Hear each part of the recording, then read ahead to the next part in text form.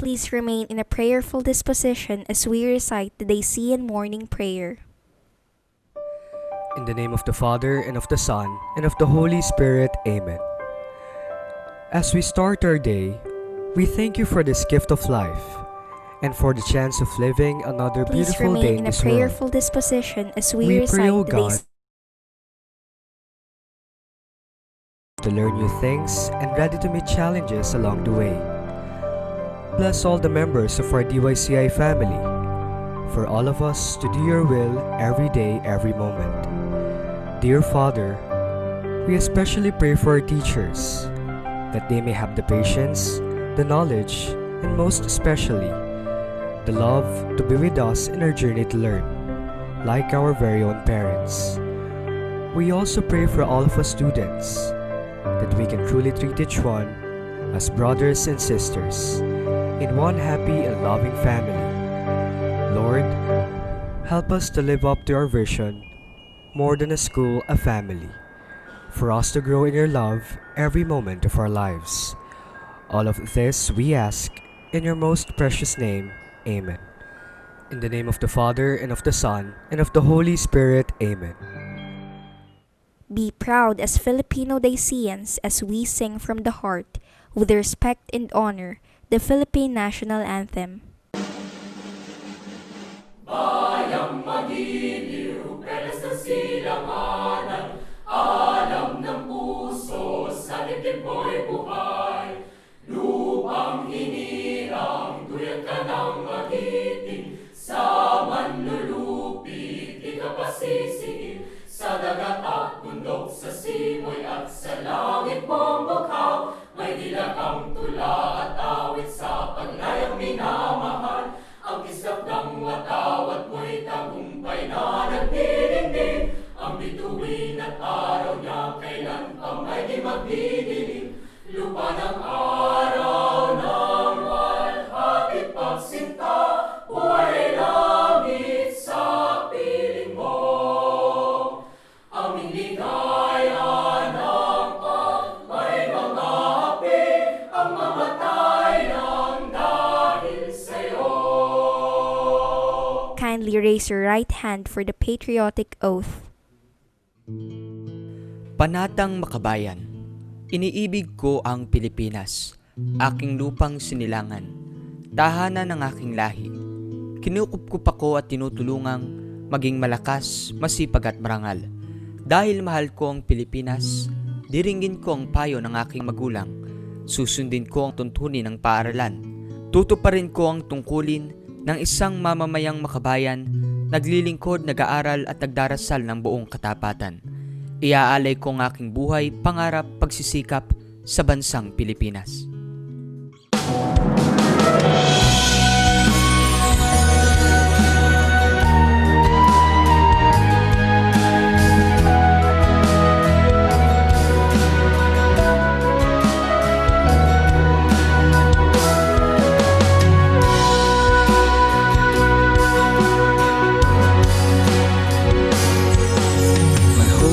Dreams together we aspire for, walking through life's journey with God instilled in our hearts. We strive for excellence in everything we do, far more than this. We are a family,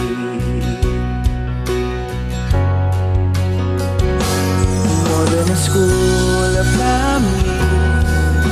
Our school shall always be our home, where our tomorrows start. More than a school, a family. Wherever we will go, in our hearts and minds, Dr. Yanga's colleges is where I proudly belong.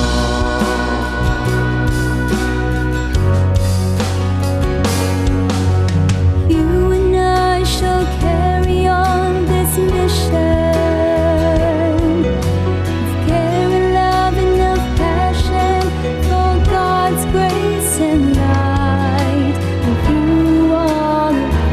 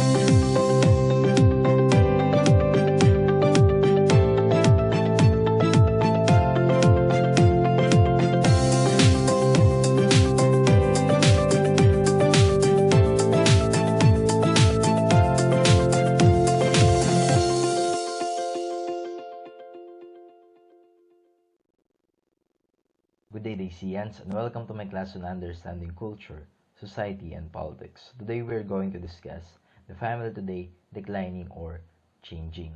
So, kung napapansin ninyo, yung title ng ating lesson ngayon ay isang tanong.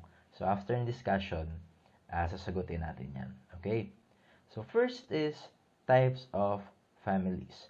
So, meron tayong dalawang type ng family. So, first is nuclear family and next is extended family. So, yung nuclear family, ito yung basic type ng family. So, ang members nito ay ang iyong parents, ikaw, at yung iyong kapatid kung meron man. Ngayon, saan kabilang yung lolo't lola mo, yung tito-tita mo, at yung mga pinsan mo?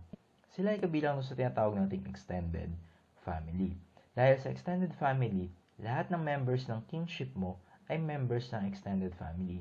Or in short, lahat ng kamag-anak mo ay members ng extended family. Okay? So, yung bawat nuclear family nyo ay nagsama-sama doon sa extended family. Okay?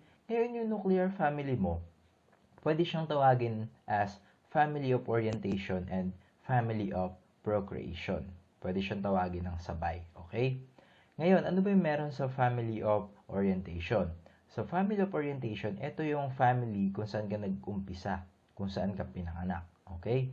Yung family of procreation naman, ito naman yung family na nilikha mo. Paano yon?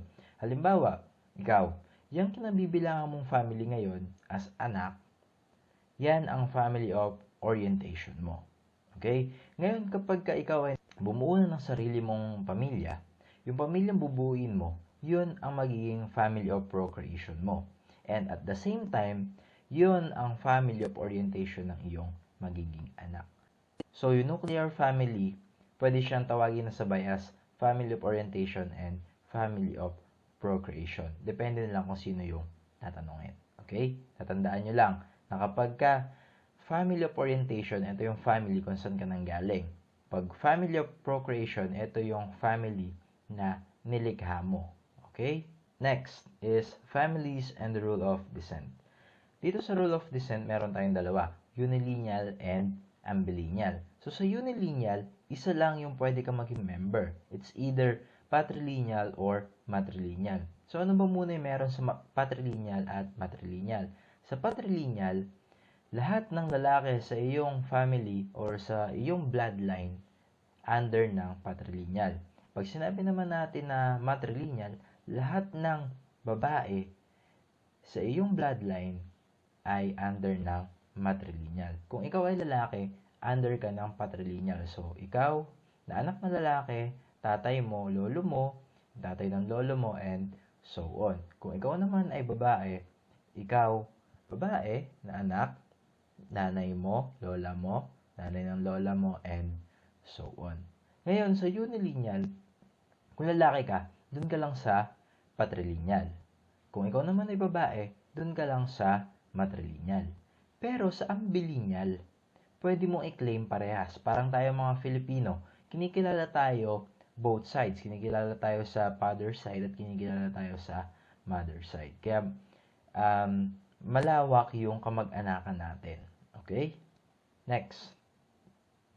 Meron tayong tinatawag na rules of residency. So, sa rules of residency, meron tayong tinatawag na neolocal, patrilocal, and matrilocal.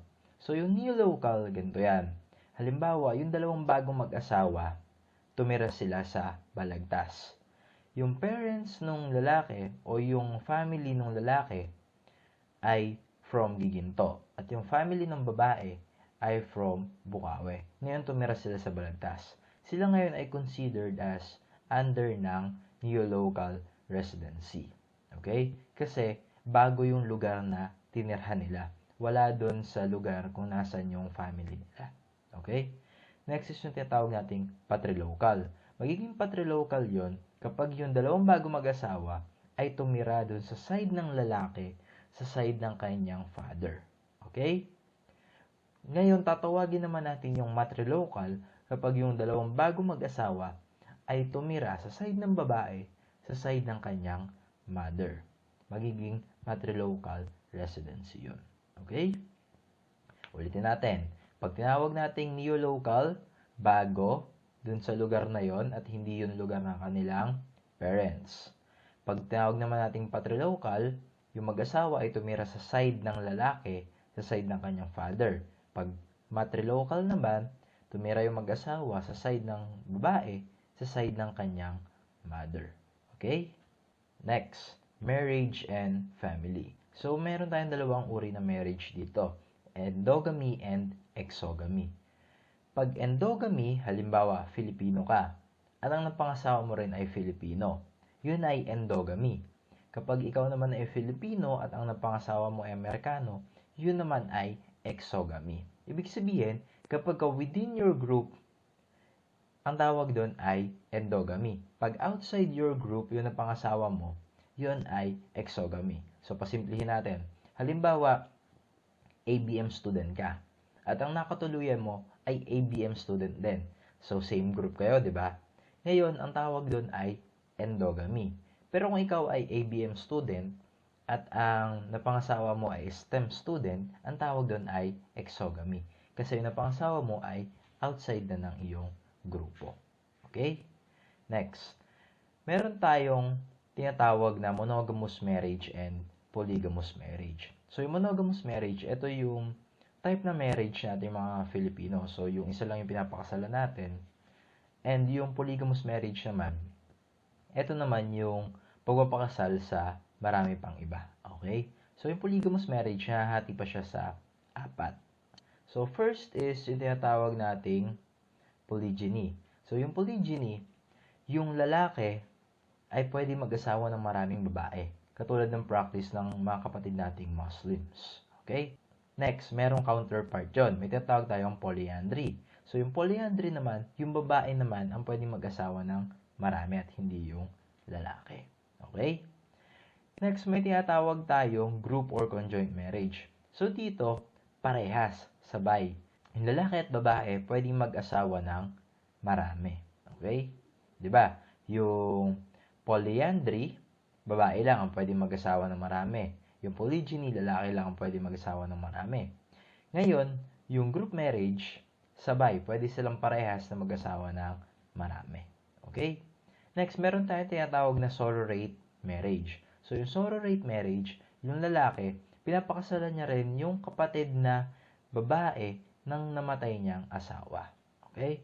Then, may counterpart din yon. Yun naman tinatawag nating levirate. So, sa levirate, yung babae naman, pinapakasalan niya yung mga kapatid na lalaki ng kanyang namatay na asawa. Okay? Next is emerging issues on families.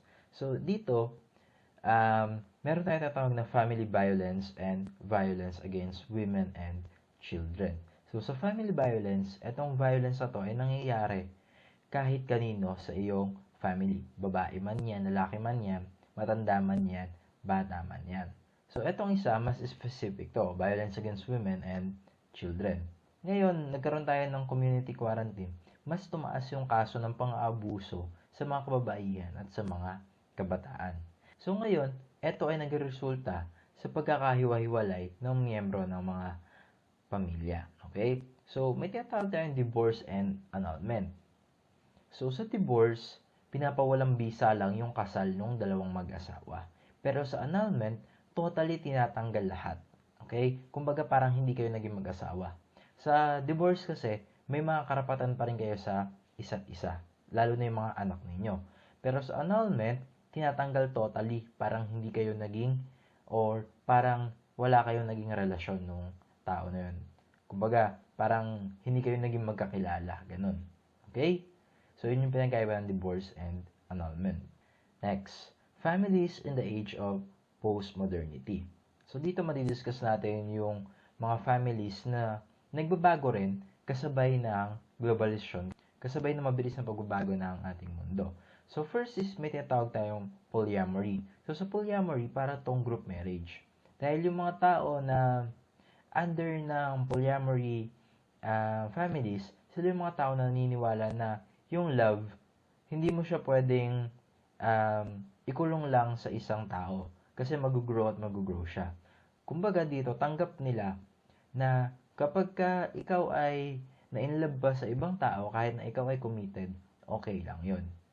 Okay? So, parang nga siyang group marriage. So, yung lalaki at yung babae, pwede silang magkaroon pa ng ibang kapartner. Bukod sa mga taong meron silang commitment. Okay? Next is yung tinatawag nating LGBT families. So, etong LGBT families ay produkto to ng same-sex marriage. So, syempre, katulad ng mga families na kinabibilangan natin, yung mga under ng LGBT, gusto rin nila syempre magtayo ng sarili ng family. So, sa ibang bansa, ito ay normal na. Pero dito sa Pilipinas, hindi pa siya legally accepted. Pero, syempre, nakikita naman natin na yung mga LGBT dito sa ating bansa ay nagkatayo na rin ng sarili nilang family. Okay? Next, yung tinatawag natin transitional families. So, itong mga transitional families, technically, sila ay magkakahiwalay. Okay? So, dahil nga, mabilis ang pagbabago, dyan ang globalisasyon, mabilis ding tumataas yung pangangailangan ng mga tao. So, ngayon, kinakailangan yung punan. So, it's either yung nanay or yung tatay magtatrabaho sa ibang lugar at may hiwalay sa kanyang pamilya. Yan sila yung families na nagkikita na lang on screen. Okay? So, yung mga nanay at tatay na nasa abroad, sila yung mga transitional families na kung saan hindi nila totally nakakasama yung ibang miyembro ng kanilang family dahil ito ay nagtatrabaho. Okay? So that ends our lesson for today. So to answer the question if the family is changing or declining, ang sagot is changing. Kasi nag-a-adapt yung families sa atin. Okay? So kahit anong dali ng pagbabago sa kanya, mag-a-adapt siya at magbabago para makasabay dun sa pagbabago na yon. Okay?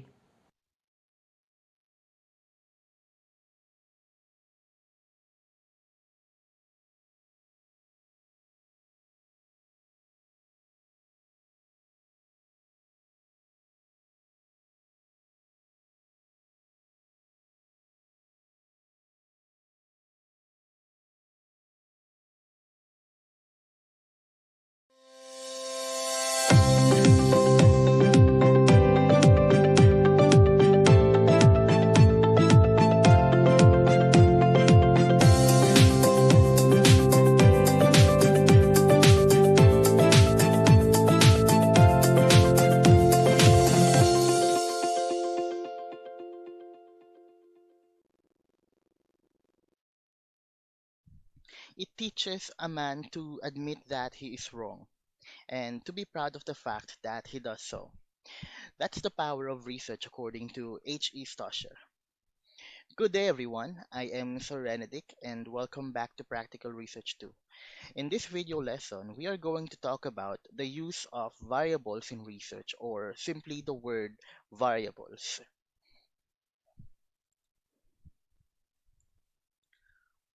Okay, let's define the word variables. If you are going to take the root word of the word variables, you are going to get the word vary, or that means changing characteristic or subject to change. To define the word variables, variables are any factor or property that a researcher measures, controls, and manipulates. That means these are any factors that may have impact to your research. That's why they are important and they have to be given attention to. It is a logical set of attributes, characteristics, numbers, or quantities that can be measured or counted. It can be an attribute, characteristic, or numbers that can be measured or counted, or simply a data item. Characteristics of variables includes the following. First, it is capable of representing or assuming several values that represent a certain category. It represents your respondents or your subjects. Again, it can be anything that may describe your respondents or your subjects involved in your study. Um, they are values that may arise from counting or measurements. Aside from being characteristics or attributes that may describe your respondents, they can be numbers as well. It can be counted or measured. Observable characteristics of person or object being studied. As I have said, they are characteristics that may represent your respondents or subjects. There are two classifications of variables. First is qualitative variables, and the second one is the quantitative variables. Let's talk about first the qualitative variables.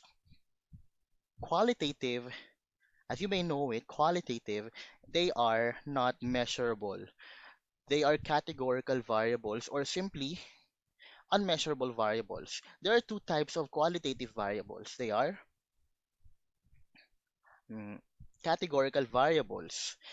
First, nominal, the data values that represent categories with no intrinsic values. Um, Nominal, no intrinsic values or no intrinsic order. That means they only represent your respondents or subjects. They can be the religious background, the educational background of your respondents, or their hair color or their eye color.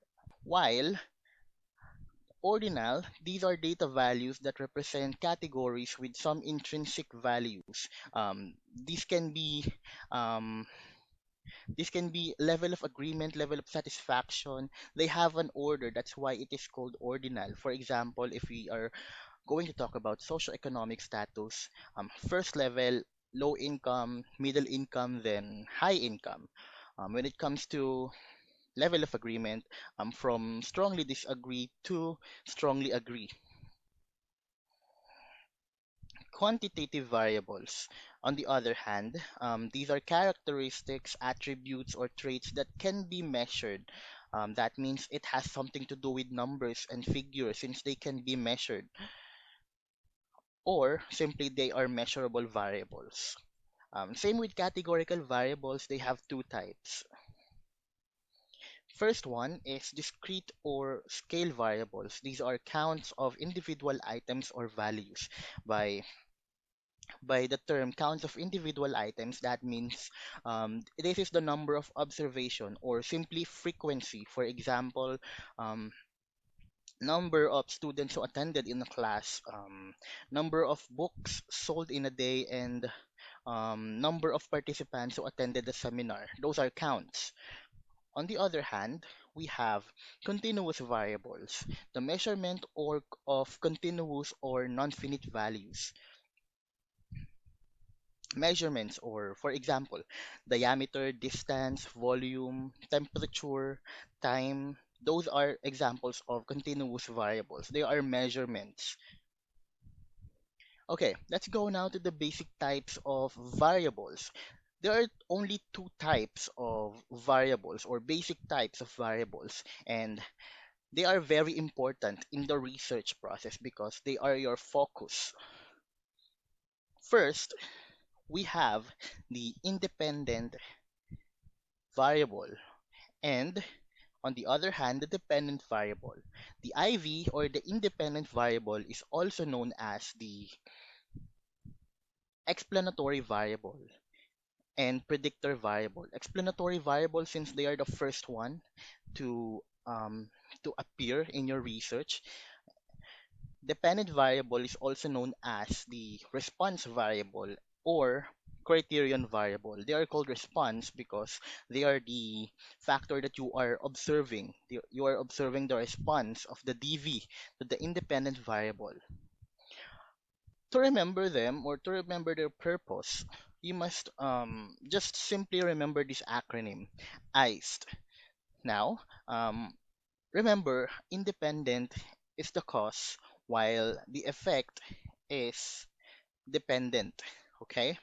Again, independent is the cause while the dependent is the effect. Okay, remember, the cause answers the question why it happens, while the effect answers the question what happens after. Okay?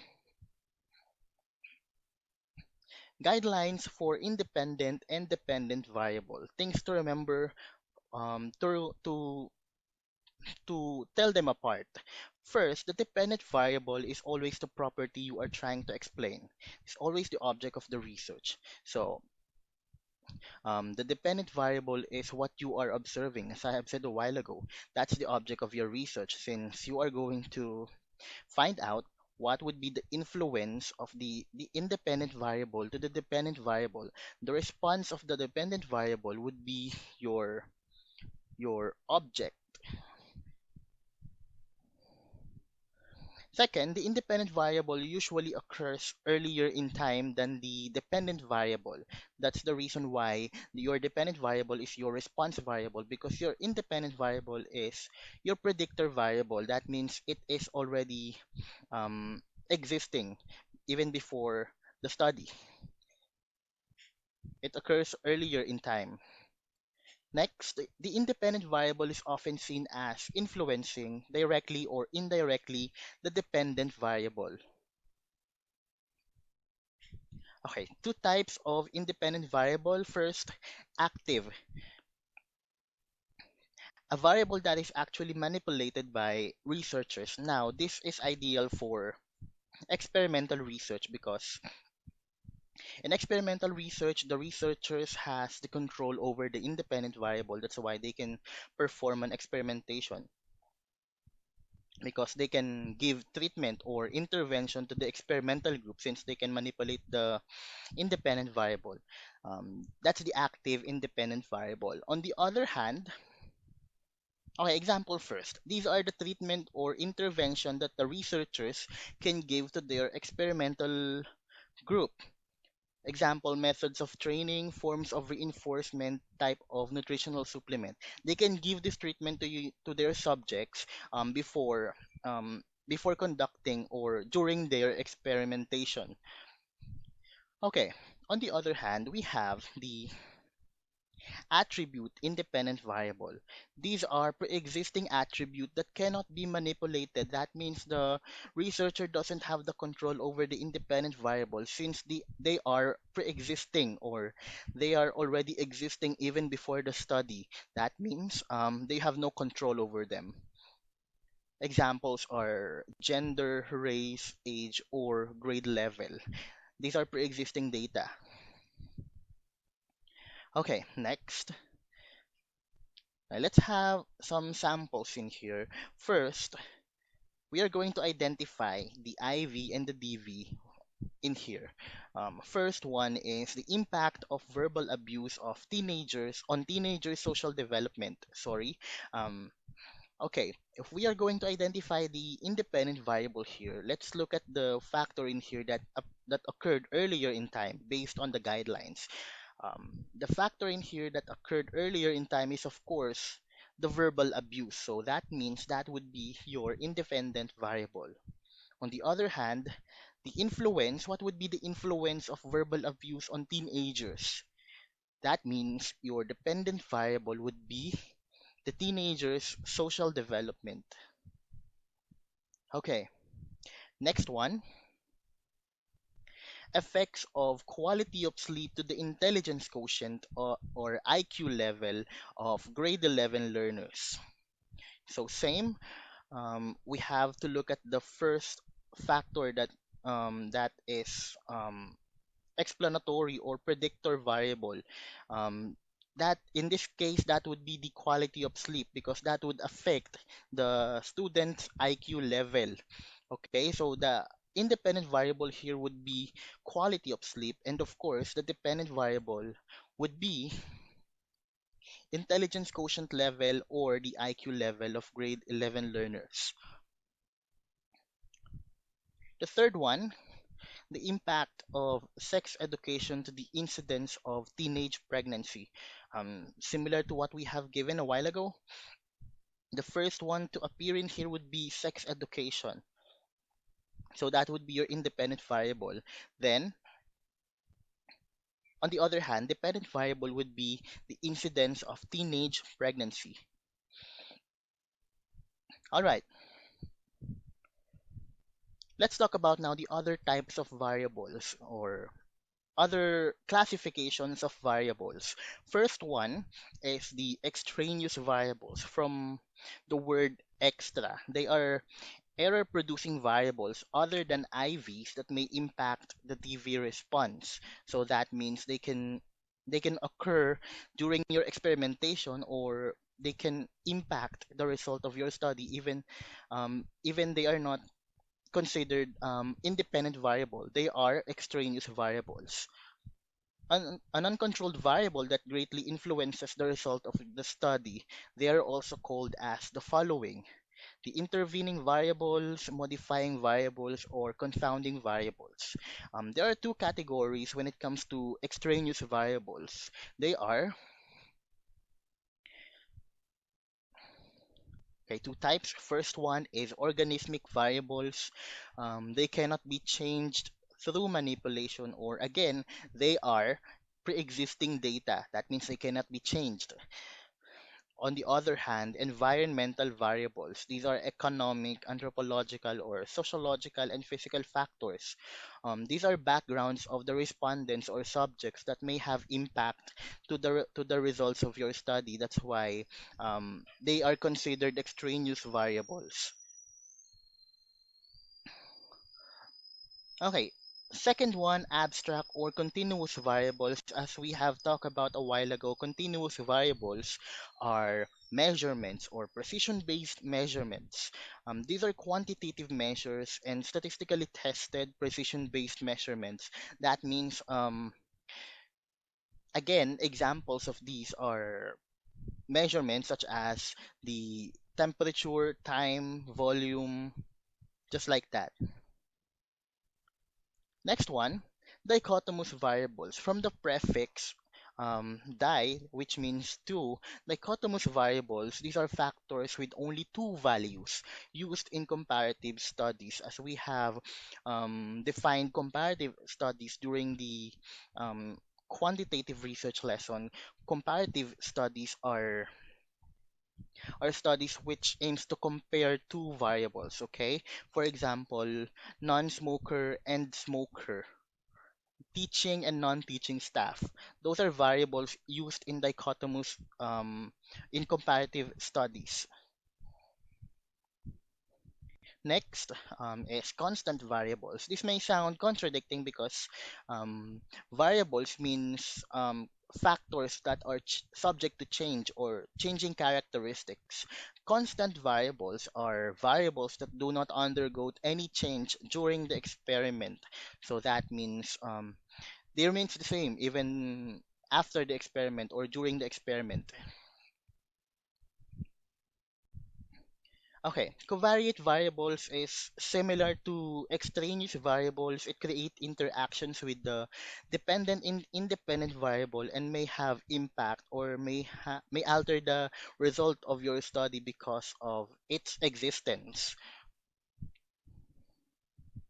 Then latent variables, it cannot directly observed.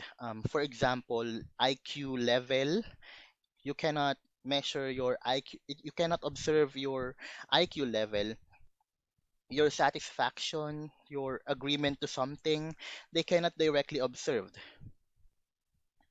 Manifest variables. These are variables that can be observed directly. The given examples in latent variables are IQ level, level of satisfaction, and agreement. Now, in manifest variables, you are going to observe the IQ level through IQ test. Now, your IQ test score would be your manifest variable, while you are going to measure or to observe your level of satisfaction by answering a survey, um, a scale. Now, the result of that survey questionnaire would be your manifest variables that concerns your satisfaction onto something. Same with agreement. Exogenous variables found outside an identified model. And on the other hand, endogenous variables found inside part of the model. Now, these two are are related to each other. Um, Take for example, the model here is the plant, and the endogenous variable there would be the growth of the plant. Now, endogenous variable is synonymous to dependent variable. So again, the model, for example, here is the plant, while the endogenous variable would be the growth of the plant, and the exogenous factors or variables here would be the skill of the gardener, the fertilizer that you are using, and the environment. Okay, those that's the example of the exogenous and endogenous variables. All right, let's sum up the lesson: variables, or the use of variables in research. First thing you need to remember: qualitative variables are unmeasurable or categorical variables. Second, quantitative variables are measurable variables. There are two basic types of variables. They are known as independent or dependent variable. You can refer to them as IV and DV. Okay, remember this acronym for you to remember their purpose. Independent is the cause while the effect is dependent. ICE.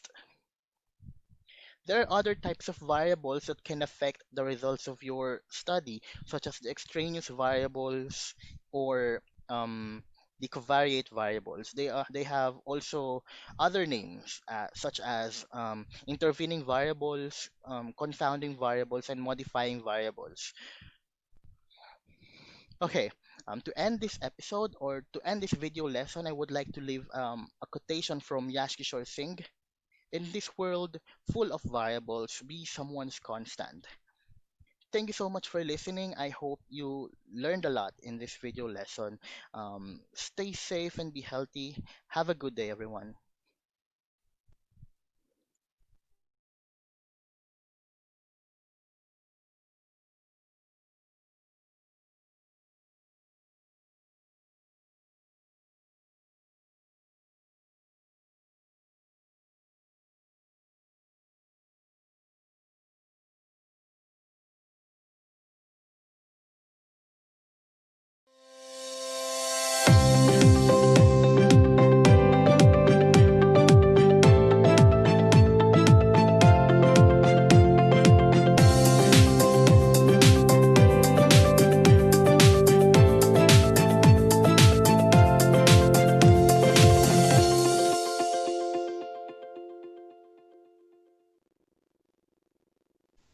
Good day, dear Daisians. Welcome to my class in Physical Education and Health 3. In this episode, our topic is ballet. Okay? In this lesson, we will learn the beneficial effects of this ballet to our health and what is the history of a ballet. Okay? So, let's start. Ballet. Ballet is a form created by the movement of the human body. It is theatrical, performed on a stage to an audience utilizing costume, scenic design, and lighting. It can tell a story or express a thought, concept, or emotion. Ballet can be magical, exciting, provoking, or disturbing. Okay? Next, history of ballet. Ballet in Italian, balliare, to dance, and ballo means dancers, referring to dances performed in a ballroom. It was in the 15th century during the Renaissance period when the ballet began in Italy. So, the first performer of ballet were men. Okay? Tulad na nasa unang picture. Ang unang skirt naman is wrap skirt. Okay? This one. For women na to. And the first shoes, this second image. And the modern shoes today of ballet is this. Yung madali nang makapag-tip ng toe. Okay? Okay, so there are two types of ballet. Classical ballet and contemporary ballet. Classical ballet is known for its exactness of technique that highlights pointed toes and turnouts, high extensions, and gracefulness. So, instead na words, gesture ang gagamitin ng mga ballerina or mime movement. Contemporary ballet mainly uses ballet steps and more natural to convey a meaning, have greater range of movement that does not support the strict body lines that are traditional. Okay? Contemporary means happening or existing at the same time and is often used to describe works that are created in the present or recent past. Okay, so let's move on. Composition of ballet class. Warm up. Warm up is the most important to start a ballet class. It helps to prevent bones and muscle injuries. No, kasi more on flexibility itong activity na ito. Okay? So, limbering and stretching exercises that warm and gently stretch the muscles before trying to the difficult moves. Okay? So, kung nakikita nyo sa picture, yun yung limbering and stretching exercises. More on splits, uh, stretch, spread the legs, reaching toes without bending your knees. Those are limbering and stretching exercises. Next, bar exercise. So this bar exercise, ito yung sumusuporta sa katawan ng ballerina or ballerino tuwing mag-stretching sila gamit yung bar. The students hold onto a bar to help maintain balance and correct placement of the body. Ito ay nakakatulong para maging tama yung posture mo kapag nandun ka na sa stage. Okay? Next, center work exercises. Stretching and relax exercises to loosen the back and muscles. Ito kasi parang vigorous activity tong ballet kasi more on flexibility kaya kailangan natin ng stretching to relax our muscle. Next, corner drills. Consists of sequence of steps combining big jumps, leaps, and turns. Like this video. Please watch this.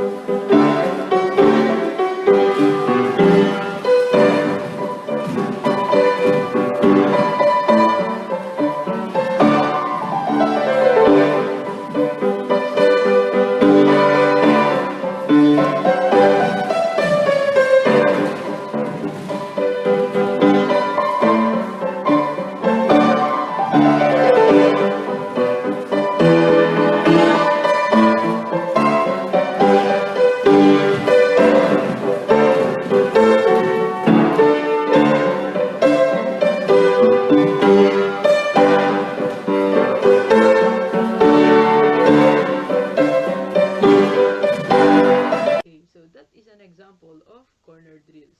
Next. Okay, so let's move to mime movement in classical ballet. Okay, so ito yung ginagaya ng ballerina, yung mga expression, no? Ayan, for example, number 1, love, crying, death, and anger. Okay, so yun yung mga basic mime movement in classical ballet. Okay, next. Next, posture, the right position of the body while sitting or standing. Next, improve energy. Cognitive development means explore and figure out things. Weight loss and body image. Confidence, clear mind, and sense of calm. So, those are the 10 health benefits of a ballet. Okay? So, class, please answer the activity number 1 in your module 4.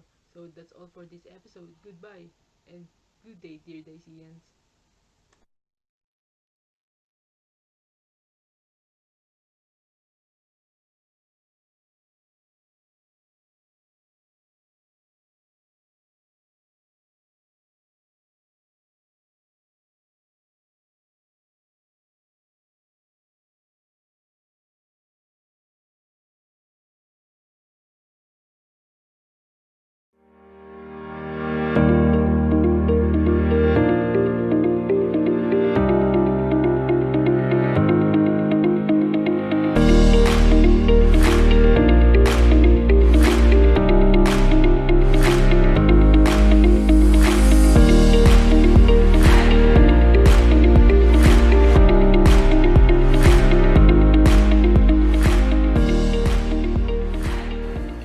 Good day everyone, my name is Sir Kenneth Miranda and welcome to a new episode of our views on entrepreneurship. And for today's lesson or for today's episode, we'll be talking about opportunity seeking, screening, and seizing. I know during the second episode of our views on this subject ay nabanggit ko sa inyo na ang pagkakaiba ng isang business owner at ng isang entrepreneur ay ito.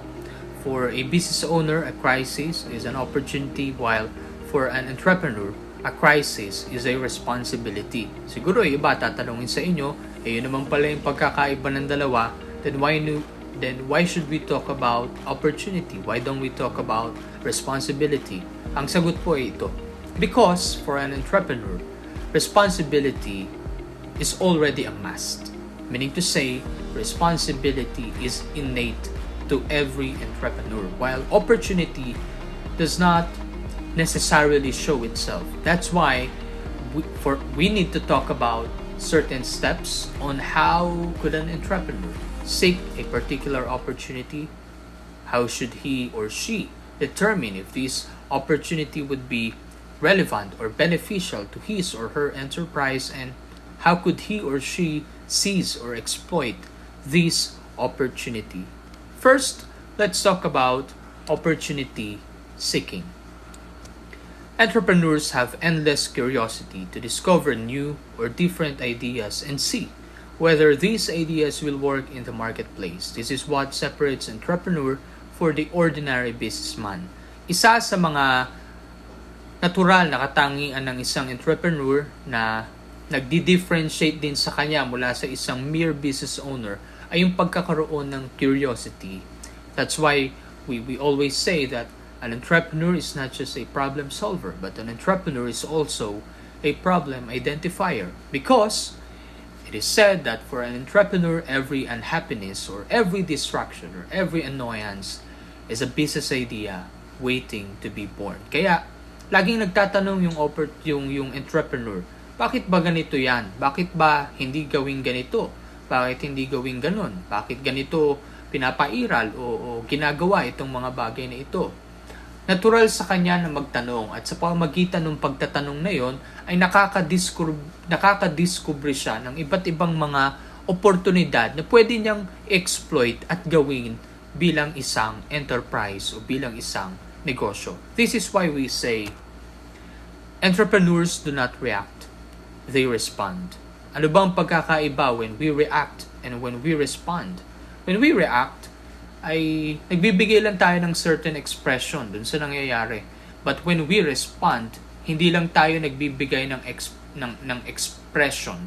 Tayo rin ay mayroong reaction. Ibig sabihin, may ginagawa tayong certain steps para matugunan yung isang bagay na ito. Kapag dumating yung isang problema, kapag nag-react lang tayo, okay, may problema. But when we respond, hindi lang tayo nag-react, gumawa, nag-isip, at isinagawa natin yung iba't ibang mga hakbangin para ma-solve yung mga problema na iyon. Meaning to say, hinahanap niya kung paano ba ito related at magiging kapaki-pakinabang sa kanyang negosyo, programa, o proyekto. One perfect example for opportunity seeking is the suitcase innovation. Before, sa mga kumpanya, sa mga airport, kapag siguro tanongin ninyo yung mga nanay ninyo, o hindi mga nanay, mga lolo at mga lola ninyo, kung napunta sila before sa airport, ang makikita lang natin na bagaheng dala-dala ng mga tao doon ay yung mga suitcases. Ano ba yung mga suitcases? Ito yung mga usually nakikita ninyong dala ng mga businessman at ng mga attorney, ng mga lawyers. Yung parang briefcase, parang ganun siya, no? It was until a few decades ago when Bernard D. Sado, yan si Bernard, yung nakikita ninyo sa left screen ninyo, nakakita siya ng isang trolley na pinaglalagyan ng mga suitcases. Ibig sabihin, nakita siya ng trolley na kung saan nakapatong doon yung mga suitcases driving when he got the idea of putting the wheels on the suitcase. Kumbaga nakita niya lang at naisip niya, bakit hindi na lang pagsamahin? Bakit hindi na lang lagyan ng gulong yung mga suitcase para hindi na ilalagay yung suitcase sa trolley? And the result is known. There are barely any suitcases left without wheels. Kaya ngayon, pag pupunta tayo sa airport, wala na tayo masyadong, actually totally wala na tayo nakikitang suitcases. Lahat ang nakikita na natin ay mga luggage o mga maleta. Kasi yun ay dahil sa innovation at sa opportunity nakita. Actually, aksidenteng oportunidad. Or maybe just a lucky time, eureka moment for Bernard Sado para makapag-come up siya sa ganitong uri ng innovation. Another innovation about a suitcase ay nanggaling naman mula kay Rob Law. He saw an opportunity observing traveling children in suitcases. So, meron ng mga suitcases, meron ng mga maleta. Ngayon, napansin naman ni Rob Law na parang awkward sa mga bata na makita yung mga bata na ang dala-dala nila ay mga maleta. That's why he combined the idea of a children and of the maleta. And when he combined these two, the product called Trunky, or a ride-on-hand luggage suitcase for kids, were invented. This fresh new approach became a huge success, and as a matter of fact, it sold over 1.3 million suitcases in 62 countries. At ngayon, so those are two innovations that were derived from opportunity seeking. At ngayon, ang pinaka-latest innovation sa mga maleta ay patatawag na nating logically retrospective. Kasi yung mga suitcase meron ng mga built-in scale. This way, you'll never be faced with an unpleasant surprise when your suitcase is being weighed at the airport. Ibig sabihin, yung mga suitcase o mga maleta, meron ng mga built-in na mga timbangan. Kaya hindi ka na mag-aalala na baka meron akong excess baggage, baka sobra yung timbang, mapagbayad pa ako, o doon pa kayong magbawas ng mga bagahe sa mismong airport. If you actively seek opportunities, you will find customers or markets where other people find none. For example, napunta kayo sa isang liblib na lugar, sa isang liblib na village. At para sa isang ordinaryong tao, ang maiisip niya lang sa pagpunta niya dun sa liblib na lugar na yon ay bakasyon. But if you have the innate curiosity about a particular or the innate curiosity of an entrepreneur, ang maiisip ninyo ay, may tindahan ba sa lugar na to? Meron bang mapaglilibangan sa lugar na ito? And by observing your surroundings, by observing the environment or the landscape of that particular place, you will be able to find a customer or to create a market for a certain business that you could plan to put up in that particular area. Number 2, you will find new uses for old products, including waste products. Yung mga bagay na akala natin wala nang pakinabang, makikita natin na mayroon pa palang pakinabang. At isa sa mga perfect example nito ay yung sawdust o yung mga tinatawag nating kusot. Before, ang akala na lang natin dito, ito ay mga waste material na dapat na lang itapon. But because of entrepreneurs or people with curiosity and with the aim of building an enterprise, they found out that many uses that kusot actually has many uses for it. For example, kusot can be used as an ingredient in fertilizer product. Pwede rin siyang medium para sa pagtatanim ng mga kabute o ng mga mushroom. Ito rin ay pwedeng raw material for particle board, decoration for ornamental articles.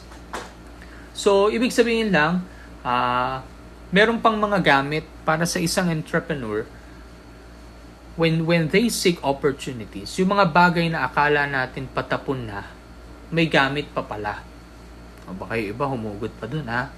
Ang pinag-uusapan natin dito ay business. So, yung mga akala mong patapon na, may gamit pa pala.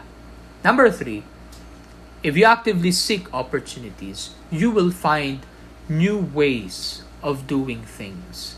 And if the new way is cheaper, faster, and less complicated, this is an opportunity for you to make more profit because you will realize some savings. House painting used to done exclusively with conventional paint brushes.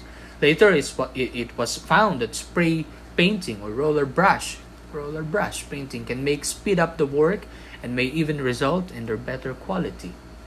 So, kapag tayo ay constantly nagsisik ng opportunities, pwedeng makahanap pa tayo ng mas matipid na paraan para gawin yung isang bagay. Kaya nga, ang isa sa mga guiding principle ni Bill Gates when hiring employees, diba sabi niya, kapag ka siya ay nag-hire ng employees, ang hinahanap niya, yung tamad na employee.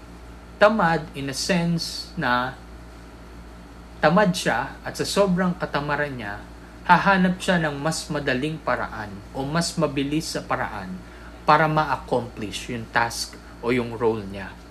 And the last one, if you actively seek opportunities, you will find new products for old markets or customer. And successful entrepreneurs seek to find new ways to please old customers. Each new need or new want exhibited by your market is an opportunity which you can take advantage of. For example, yung mga customer na madaling ma-satisfied pag bibili ng mga plain na roasted peanuts o mga mani ay mabilis magsawa dito.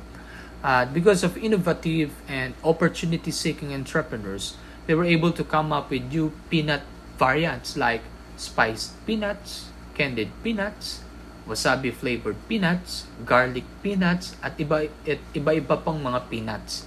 At baka may iba pa kayong mga alam na mga flavor ng mga peanut at ng mga mani. Yan ay dahil sa curiosity ng ating mga entrepreneurs. Opportunity seeking is also demonstrated by banks as they began to offer new and useful services to customers, including credit card, 24-hour ATM tellering, and point of sales payment with the use of ATM cards, online monitoring of funds, bank account, online payment of bills, putting up bayad centers for one-stop shop payment of utility, credit card, and other bills. Especially today, ngayon na tayo ay nasa gitna ng isang crisis, ng isang pandemic, marami ang nakakita sa crisis na ito bilang opportunity. Aside of course from seeing it as a responsibility, marami ang gumamit dito bilang mga opportunity. Kaya nga sabi ko sa inyo, parang halos lahat ngayon online seller na. At sa sobrang dami ng online seller, sila na rin yung bumibili sa mga products sila. Which is good kasi yung pera ay napapaikot, napapatakbo sa ating ekonomiya. Kahit papaano, kahit na nag-stop yung mga large enterprises, yung mga major businesses of today, sa pamamagitan nitong mga micro-enterprise sa ito, kahit papaano, nakakahinga-hinga at pumipintig pa rin yung ating ekonomiya. At tandaan nyo lang lagi, no?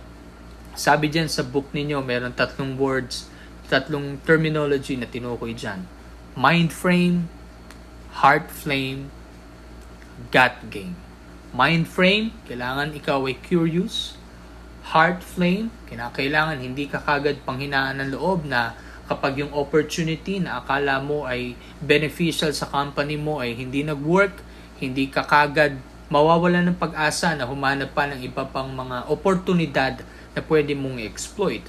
At yung gut game, ibig sabihin, bukod sa iyong curiosity, meron ka ring gut feels o yung mga malakas din yung iyong intuition o pandama na itong oportunidad na ito ay gagana at magiging beneficial sa iyong negosyo.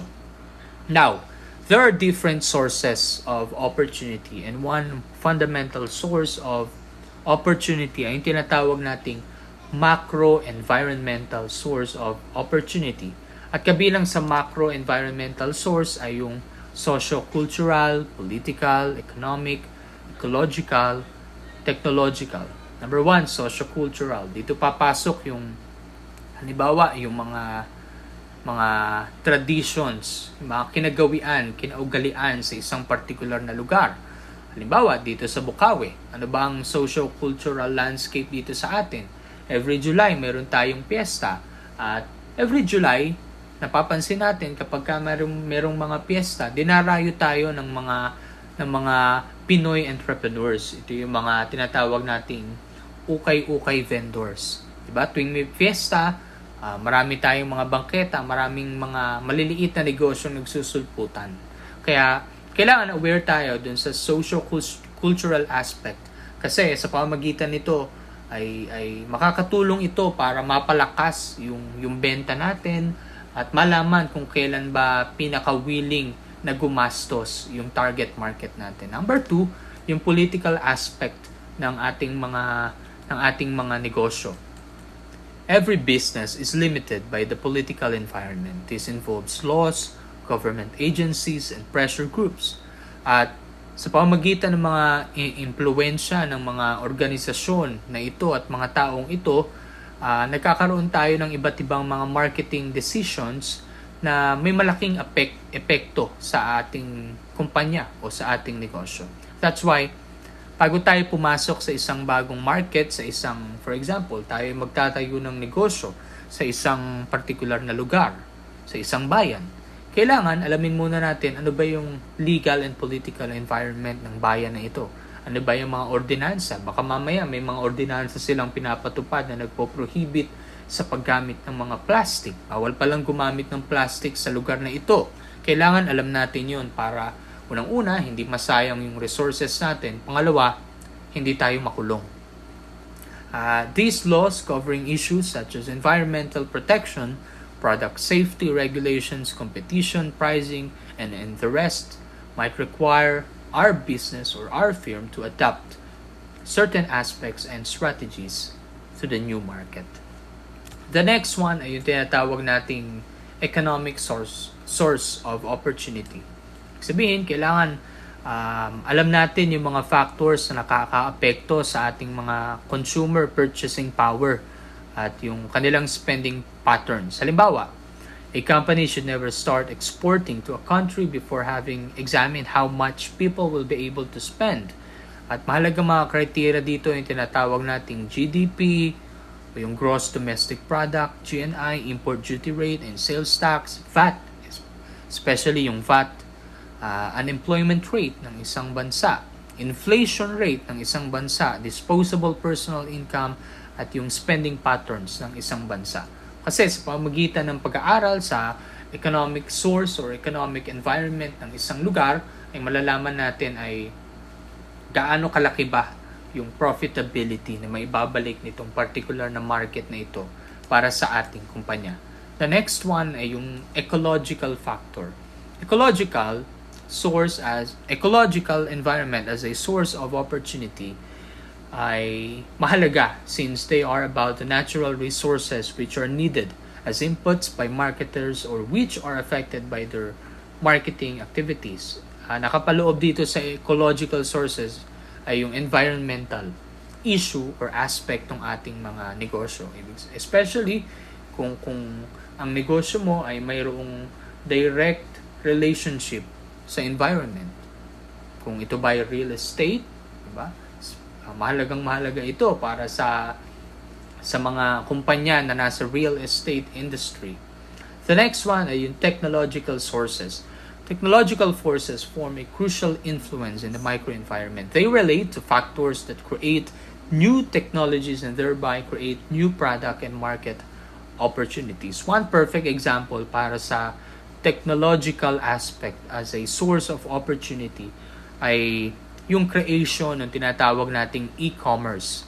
Pagkakaroon ng for example, Lazada, Zalora, at iba pang mga online store na kung saan sa pamamagitan nitong mga platform na ito ay mas napapadali at yung pagbebenta ng mga vendors sa kanilang mga consumers. Another source of opportunity ay yung industry sources of opportunities. Kabilang dito yung ating mga rivals or competitors, kalaban natin, supplier, consumer market segment, substitute product or services, and all other support and enabling industries. Ibig sabihin, itong particular na source ng opportunity na ito ay tumutukoy dun sa iyong mga stakeholder, dun sa iyong mga consumer, at specifically dun sa iyong mga competitors at dun sa apat pang nabanggit dito. Why? Why do we need to keep ourselves open and updated with these people, with these groups? Kasi pwedeng yung innovation ng kalaban mo ay ma-adapt mo para ma-innovate mo rin yung product at yung mga serbisyong mayroon ka. That's why, sabi nga nila, di ba, keep an eye closer to your enemy rather than your friend. Kasi yung mga rival mo, because they want to be the number one in your market, they continue to innovate, to improve, to enhance their products and service offerings.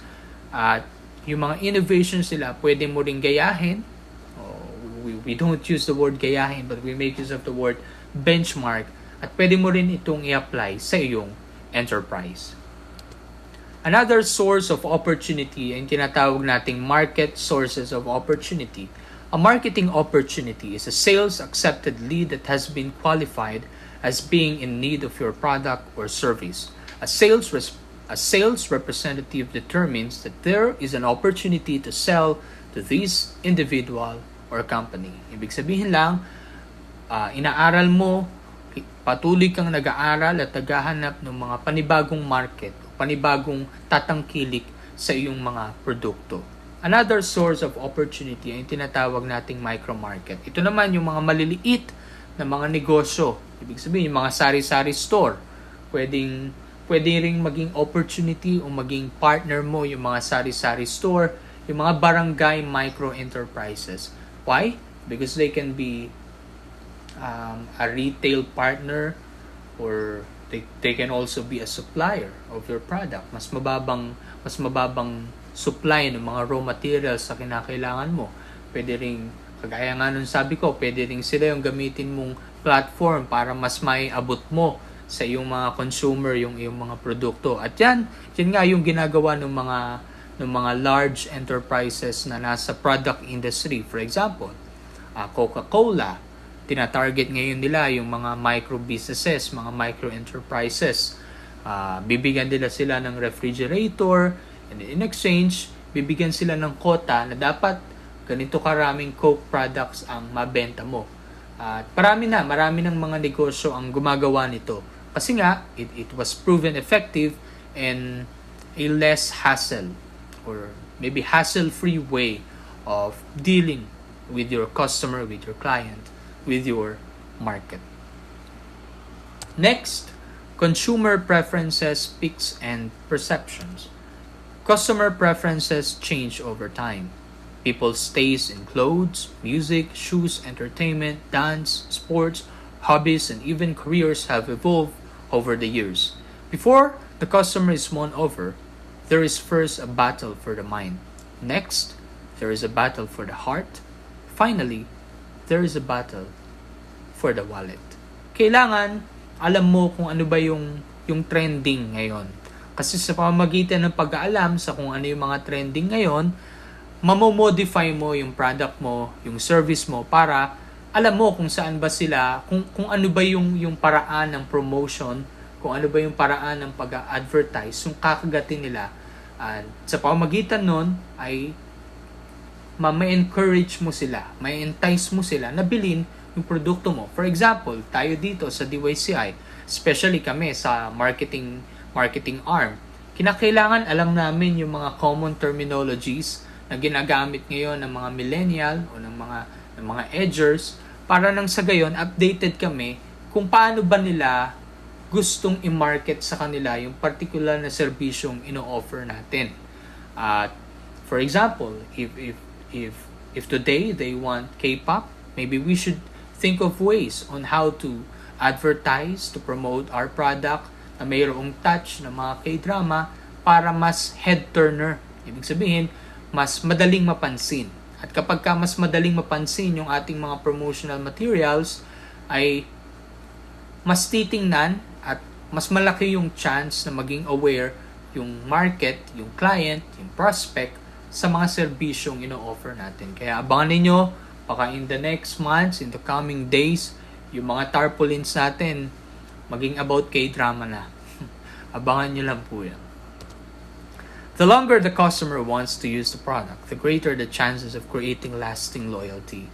Opportunities abound in shaping customer perceptions or occupying spaces in their minds or places in their hearts that have not yet been filled.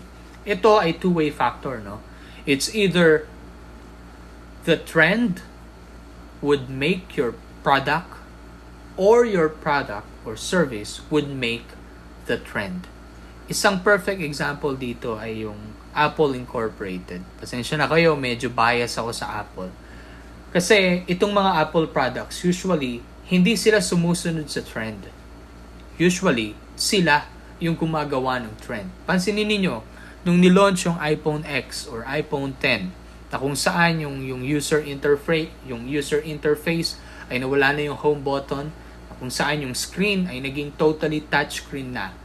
2 months, 3 months after the release or the announcement of iPhone 10, lahat ng cellphone puro ganun na.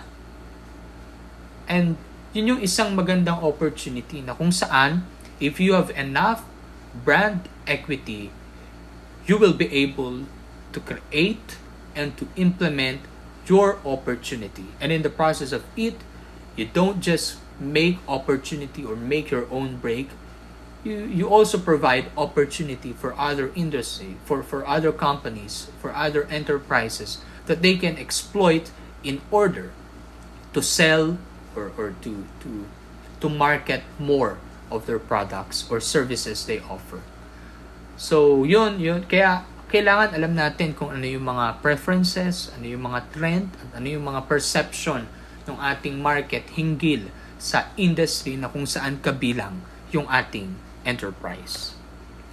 New inventions, new systems and work processes, new insights about the human psyche, new applications for old knowledge, new revelations about how the physical world works, new interpretations, new combinations based on the convergence of previous technologies, new outlooks about how life should be led, and a host of other things are tremendous sources of opportunities.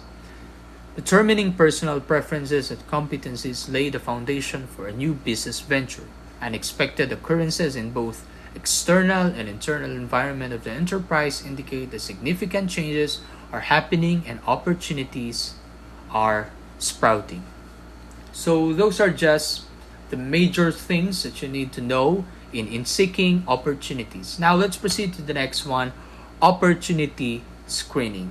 After nating malaman kung ano yung mga opportunity na pwedeng ma-implement natin para sa pagpapaunlad ng ating kumpanya, kailangan alam din natin yung mga certain steps on how to screen or to process these certain opportunities. Hindi lahat ng oportunidad ay dapat i-exploit dahil hindi lahat ng oportunidad ay dekalidad. Ibig sabihin, hindi lahat ng pagkakataon ay naaangkop o nababagay sa ating negosyo. Now, in order to screen an opportunity, we should ask these 3 basic questions. Do I have the drive to pursue this business opportunity to the end? Will I spend all my time, effort, and money to make it work? Will I sacrifice my existing lifestyle, endure emotional hardship, and forgo my unusual comforts to succeed in this? Kung ang sagot mo sa 3 basic questions na ito ay oo, then you should seize that particular opportunity. Also, merong 12R na dapat nating tandaan in screening opportunity. At itong 12R na ito ay relevance. Number 1, relevance. Opportunity must be aligned with what you have as your personal vision, mission, and objective for the enterprise you want to set up. Number 2, resonance must match the values and desired virtues that you have or wish to impart. Number 3, reinforcement of entrepreneurial interest. The opportunity resonates with the entrepreneur's interest and skills. Number 4, revenues. Sales opportunity, big enough market to nurture growth. Number 5, responsiveness. Addresses the unfulfilled or underserved needs and wants of customers. Next, reach, expansion. Kayo ba ay magtatayo ng branches, mga distributor, dealership, or franchise outlets in order to attain rapid growth? Next, range, tapping many market segments of the industry, wide range of products and services. Next, revolutionary impact. Ang iyo bang product, ang ito bang opportunity na ito is the next big thing? Ang opportunity ba na ito ay matatawag na game changer? If yes, then go for it. Next, returns. Does it yield the highest returns on investments? And lastly, the relative ease of implementation. Ito ba ay madali nating magagawa? At kung madali, ito ba ay affordable? Ito ba ay worth risking for? Okay, so those are the 12R that you need to remember in screening an opportunity. Next ay opportunity seizing. To seize the opportunity, you must ask yourself, will I be able to manage to my advantage the critical success factors and avoid critical failure factors? If yes, then the need to position your brand effectively and with the most impact possible. Ibig sabihin, in order to seize properly and effectively these opportunities, you need to position your brand, your enterprise in the market efficiently. Hence, the need for a positioning statement. Ano ba yung isang positioning statement? Ito yung statement or an expression of how a given product, service, or brand fills a particular consumer need in a way that its competitors don't. In other words, positioning is a process of identifying an appropriate market niche for a product and getting it established in that area. Ibig sabihin, when you position your product, you tell and you inform your customer, your market, why should they patronize or why should they support your brand rather than supporting your competitor's brand. Ano ba yung kakaiba sa produkto mo? Hence the need for positioning statement. To craft your positioning statement, kailangan sagutin mo itong mga tanong na ito. Who you serve, what you offer them, how you offer it, why you do what you do, how this compares to what's already out there. Ang pinaka-importante dito, yung pang-apat na tanong, why you do what you do. Ito dapat ninyong tandaan because today, people don't buy the feature of a product. People buy stories and the whys of a product. Kaya kung papansin niyo, some of the best advertisement, some of the best promotions don't really feature the product. It tells the story of the product. Kaya kailangan sa positioning statement ninyo, nandoon yung purpose at yung why ng inyong product. To make an effective positioning statement, you have to keep it brief. Kailangan maikli lang para mabilis matandaan. Kailangan unique at memorable. Kailangan naka-anchor sa mga core values ng iyong business. Kailangan ito rin ay totoo. Ibig sabihin, hindi yun ang bobola ka lang. At lastly, it has to communicate how your business is different from the competition. So lastly, gusto ko lang tandaan ninyo in seeking, screening, and in seizing opportunity, you need to remember that even in the middle of difficulty, there lies opportunity.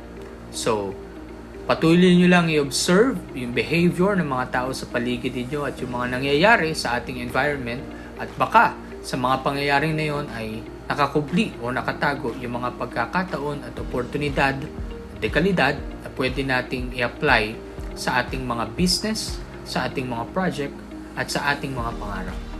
Once again, good day and thank you for listening for the episode 4 of our views on entrepreneurship.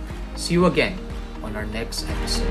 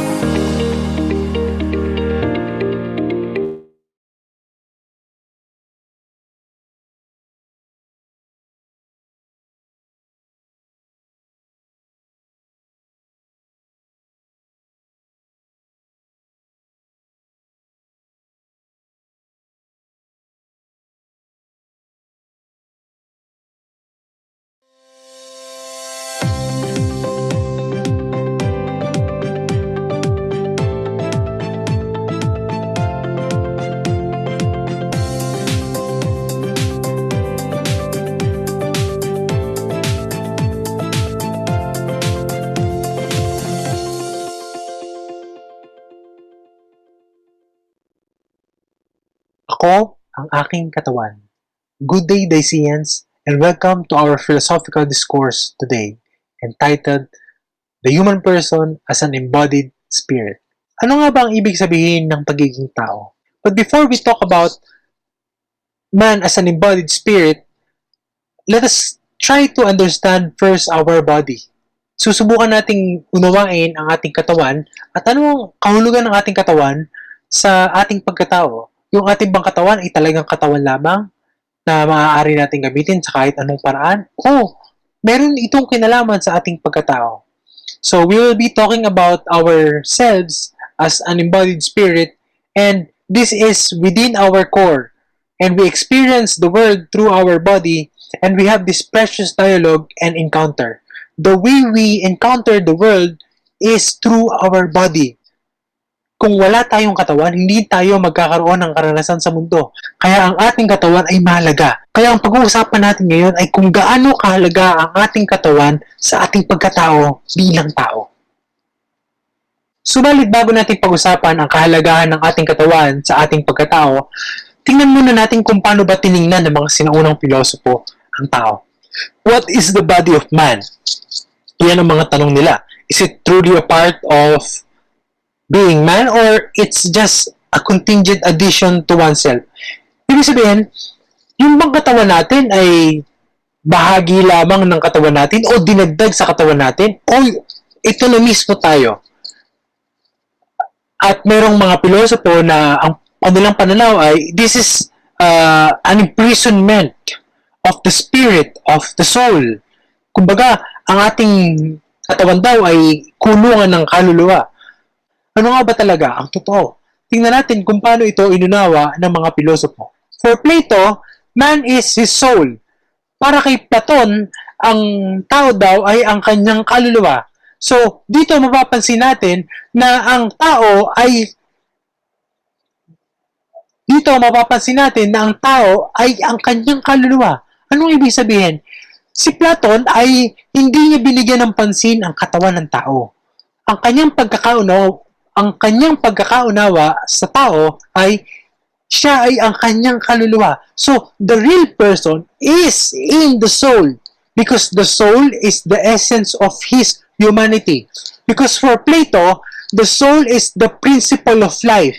Dahil may buhay ang tao, it is because of the soul. Binigyan ng pansin gaano ni Platon ang katawan ng tao. Dahil para sa kanya, the body is just an unfortunate accident, a cruel imprisonment of the free and pure soul. At ang kanyang kaluluwa ay nagmula sa world of forms. We will be talking of the world of forms later on. Yung kaluluwa na ito, alam niya lahat. Kaya niyang gawin lahat. Wala siyang limitasyon. Subalit, nung nagkaroon siya ng katawan, nagkaroon siya ng kulungan, yung lahat ng kaalaman ng tao ay nawala dahil nga nalimitahan ito ng katawan. Ano naman ang kahulugan nito sa ating pang-araw-araw na buhay? Itong matandang karunungan na ito ay meron bang magandang maidudulot sa atin? Sa palagay ko, meron. Tingnan niyo yung pananaw ni Platon ng katawan. It's just an unfortunate imprisonment of the soul. For Plato, soul is more important than the body. Pero kung titingnan nyo, sa panahon natin ngayon, the body is more important than the soul. Ano ibig kong sabihin? Mas pinahalagahan natin yung katawan natin ngayon. Sinusubukan natin magpaganda ng katawan, sinusubukan natin magpaputi, sinusubukan natin maging fit, physically fit. Wala namang masama doon. Pero alam nyo, yan yung dahilan kung bakit ang dami-daming beauty products eh. Yan ang dahilan kung bakit ang dami-daming dinadagdag sa katawan. Nagpapadagdag ng kung ano-ano. Ano ibig sabihin? Mas mahalaga sa ngayon yung katawan. Pero, tingnan nyo itong matandang karunungan na ito. Tapos binibigyan ni Plato yung kaluluwa ng tao. Dahil yung kaluluwa ng tao, yan ang bumubuhay sa katawan. Nais ko kayong dalhin sa isang pagninilay na kung saan ang katawan ng tao ay hindi dapat itrato na mas mahalaga kaysa sa kaluluwa. Ang mahalaga ay yung kaluluwa. Oo, mahalaga yung katawan, pero mas mahalaga yung kaluluwa dahil ito yung prinsipyo ng buhay. And let me use this quotation. Please, guys, make sure that your soul is more beautiful than your body. Baka kasi ang nangyayari ngayon, ang ganda-ganda ng katawan mo, pero ang pangit-pangit naman ng kaluluwa mo. Please, make sure that your soul is more beautiful. Our second philosopher today is Aristotle. And for Aristotle, man is the whole of body and soul. And this is all about the relation of the body and soul. So, what do you mean by this?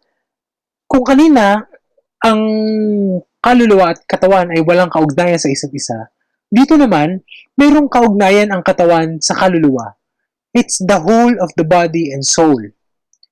Ngayon, ano ibig sabihin nito? Kumbaga, ang tao daw ay pinagsamang katawan at kaluluwa. At ang katawan at kaluluwa ay mahalaga, pareho. Ngayon, anong implication nito? Medyo hindi maganda yung konsepto ni Aristotle ng tao. Bakit? Kasi, ang tao daw ay pinagsamang katawan at kaluluwa. Ibig sabihin, they are different entities from each other. The soul and the body. Now, if the soul and the body are different from each other, ibig sabihin, merong disconnection sa kanilang dalawa. So, ano ang gusto kong ipunto dito? Ang konsepto ni Aristotle ay maganda dahil binibigay niya ng halaga ang katawan, kaluluwa ng tao. Pareho. Subalit, dahil nga dalawang entity ito na pinagsama mo, ang dalawang entity nito ay independent with each other. Therefore, kung meron kang ginawa sa katawan mo, walang epekto yan sa kaluluwa mo. So, kahit anong gawin mo sa katawan mo, walang epekto sa kaluluwa mo. Yun ang pananaw ni Aristotle. But my question is that really the case? Talaga bang walang mangyayari sa kaluluwa mo kapag may ginawa ka sa katawan mo? For example, sinaktan mo yung sarili mo. Halimbawa, naglagay ka ng tattoo, nagpuyat ka, kumain ka ng hindi maganda sa katawan mo. Ang tanong ay, wala ba yung epekto sa kaluluwa ng tao, which is the principle of life? And that is a good question. Kasi, pag sinabi mong whole of the body and soul, ibig sabihin, two entities separate from each other and they are not influencing each other. So, kung may gawin ka sa katawan mo, walang epekto yun sa kaluluwa mo. Ang tanong, tama ba yan? I think our third philosopher has a good concept of the human person, ang tao. Ayon kay Augustine. For Augustine, man is the unity of body and soul. Take note of the word unity. So, kanina, whole. Alright? So, dito, unity. Hindi siya different entities. Kumbaga, isa na yung katawan at yung kaluluwa. So, ano ang gusto kong sabihin sa inyo? Sa pananaw ng tao, ay hindi mo maaring paghiwalayin ang kaluluwa at ang katawan. Hindi mo pwedeng sabihin na pinapahalagahan mo yung kaluluwa mo nang hindi mo pinapahalagahan yung katawan mo. So, they are united. They are one. Kung anong gawin mo sa katawan mo, may epekto yan sa kaluluwa mo. And I think this is a good concept of the human person. Hindi mo pwedeng paghiwalayin ang katawan at ang kaluluwa. Ito'y nakakalungkot sa karamihan ng mga tao ngayon. Many people are religious, but they are religious not in words and actions. Kumbaga, hindi ginagawa ng katawan nila kung ano yung pinaniniwalaan nila. Anong punto? Hindi mo pwedeng paghiwalayin ang spirituality mo at yung ginagawa mo. It's like you cannot separate your faith and your actions. Allow me to enrich this concept using the jar with water and charioteer with the horse. So, kapag nakakita kayo ng isang charioteer na may kabayo, ang charioteer ang nagpapatakbo sa kabayo. Okay? At hindi makakatakbo yung charioteer kapag hindi tumakbo yung kabayo. It's like a jar with water. The end of the body is to be filled with the soul. What do you mean by that? Yung katawan ng tao, ay nagkakaroon ng kahulugan dahil sa kaluluwa niya. Kaya ang tao na hindi pinahalagahan ng kaluluwa niya, walang kahulugan ang pagkatao niya. So you cannot separate the two. They must go hand in hand. Now let us revisit the concept of man of René Descartes. René Descartes was a mathematician but at the same time a philosopher. In the first meditation of René Descartes, his methodic doubt, he believed that we should doubt all that we know because first, they come from our senses, which can be mistaken or can deceive us. Ibig sabihin, lahat daw ng bagay ay dapat nating pagdudahan. Dahil lahat ng bagay na ito ay nagmula sa ating mga senses. At ang ating mga senses ay nagkakamali at maaaring hindi tama ang nakikita niya. Dahil lahat ng nararamdaman, lahat ng nakikita ay hindi tayo nakakasiguro kung sila ay totoo ba. So, ano ang suggestion ni René Descartes? Meron siyang proposal na ang tanging kapanipaniwala at dapat nating panimulaan ay walang iba kundi ang ating sarili. So, even if we use the methodic doubt, there is one truth that I cannot deny or doubt. Cogito ergo sum. I think, therefore I am. Ibig sabihin, lahat daw ng bagay hindi ka sigurado. At ang tanging sigurado ka lamang ay walang iba kundi ang iyong sarili. Even if you deny or doubt it, it only shows that your denial and doubting is a sign that you are really existing. Ibig sabihin, habang ikaw ay nag-iisip, napapatunayan mo na yung pag-iisip mo, yun ang totoo. Na yung pagdududa mo sa ibang bagay ay totoo. So, anong pinakapunto dito? Naniniwala si René Descartes na ang tanging pundasyon lamang na lahat ay ikaw na nagdududa. And what is the relation of this in his concept of man? For René Descartes, man is a thinking being, res cogitans. Ano ito? Ang tao daw ay isang taong nag-iisip. Tingnan niyo kung paano niya bigyan ng pakahulugan ng tao. A thinking being, nag-iisip. At mas binigyan niya ng halaga yung pag-iisip ng tao kaysa sa katawan at sa ano pa mang bagay. At para kay René Descartes, ang katawan ay isang material thing lang. It's just an extended. Ang tawag niya nga dito ay res extensa. Kung ang utak ng tao ay res cogitans, a thinking being, ang katawan ng tao is res extensa or an extension, an extended being. Ibig sabihin, para kay René Descartes, he considered the body of man as material, as an extension of the mind. It's like a machine na kung anong isipin ng tao, pwede mong gawin sa katawan. Anong implikasyon nito? Na kahit anong isipin mo, maaari mong gawin sa katawan mo.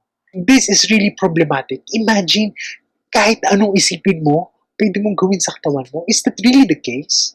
I think it's not. Simple lang. Hindi lahat ng naiisip ng tao, maaari mong gawin sa katawan. Ulitin ko. Hindi lahat ng naiisip ng tao, maaari mong gawin sa katawan. Ang katawan ng tao ay hindi robot. It's not just an extension. So, in this lesson, I want you to appreciate the human body. Because the human body is not just a utility. Hindi lang yan gamit. Alam nyo, nakakalungkot, no? Yung katawan ng tao ngayon, nagiging gamit na lang. Nagiging ginagamit na lang para makuha yung end. Gusto ng tao. Naabuso yung katawan, ginagamit sa kung ano-ano.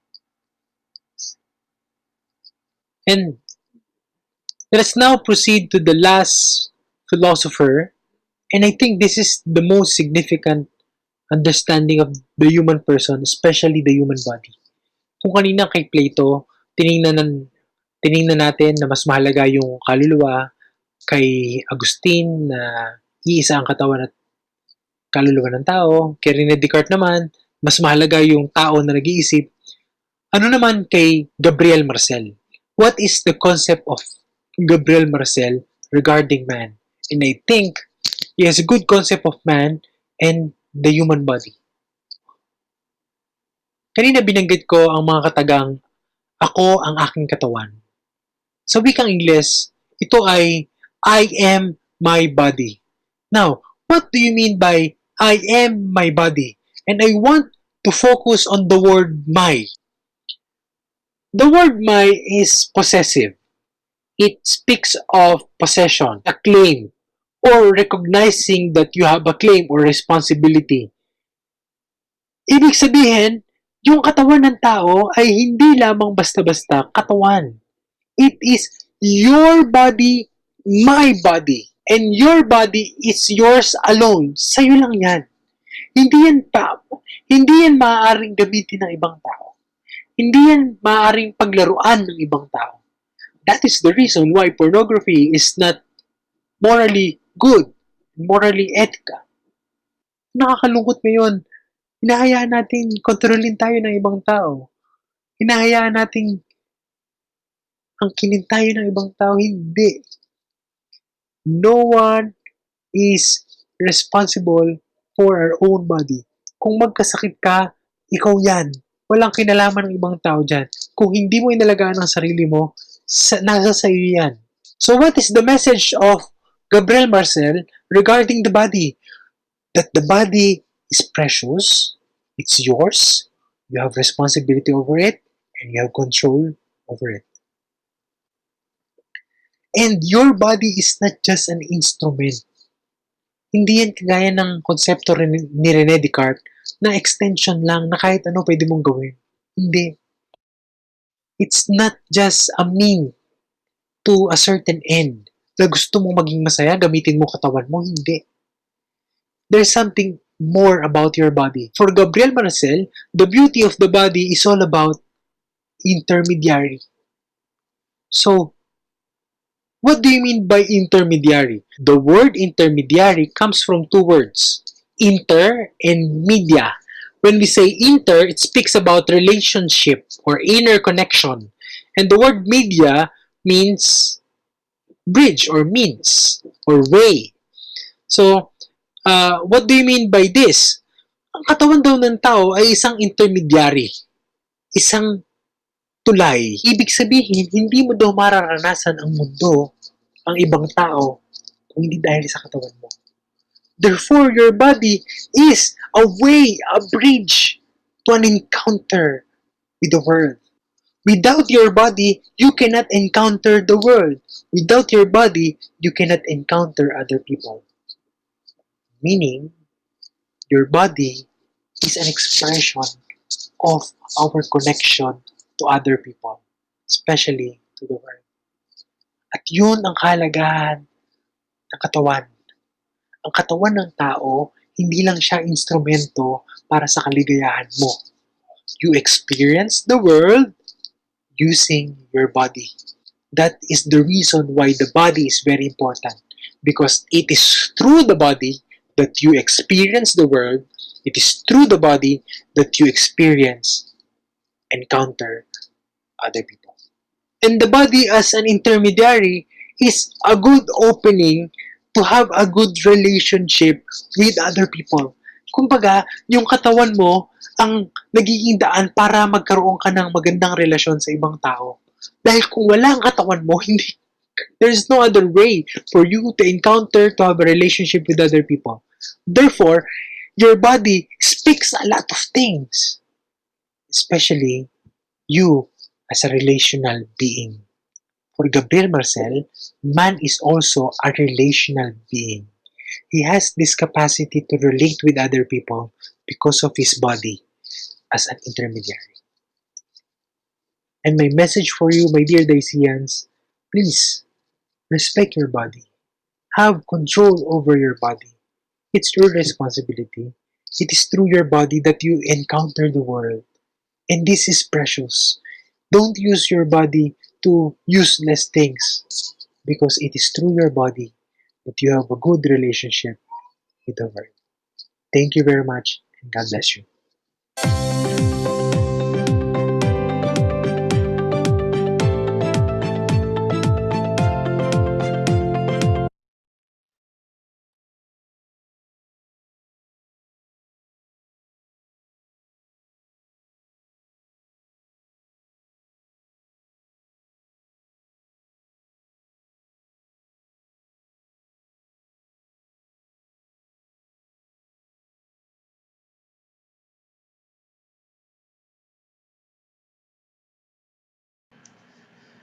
Hi, Dacians! Good day and welcome back sa ating new lesson or new episode dito sa Contemporary Philippine Arts from the Regions.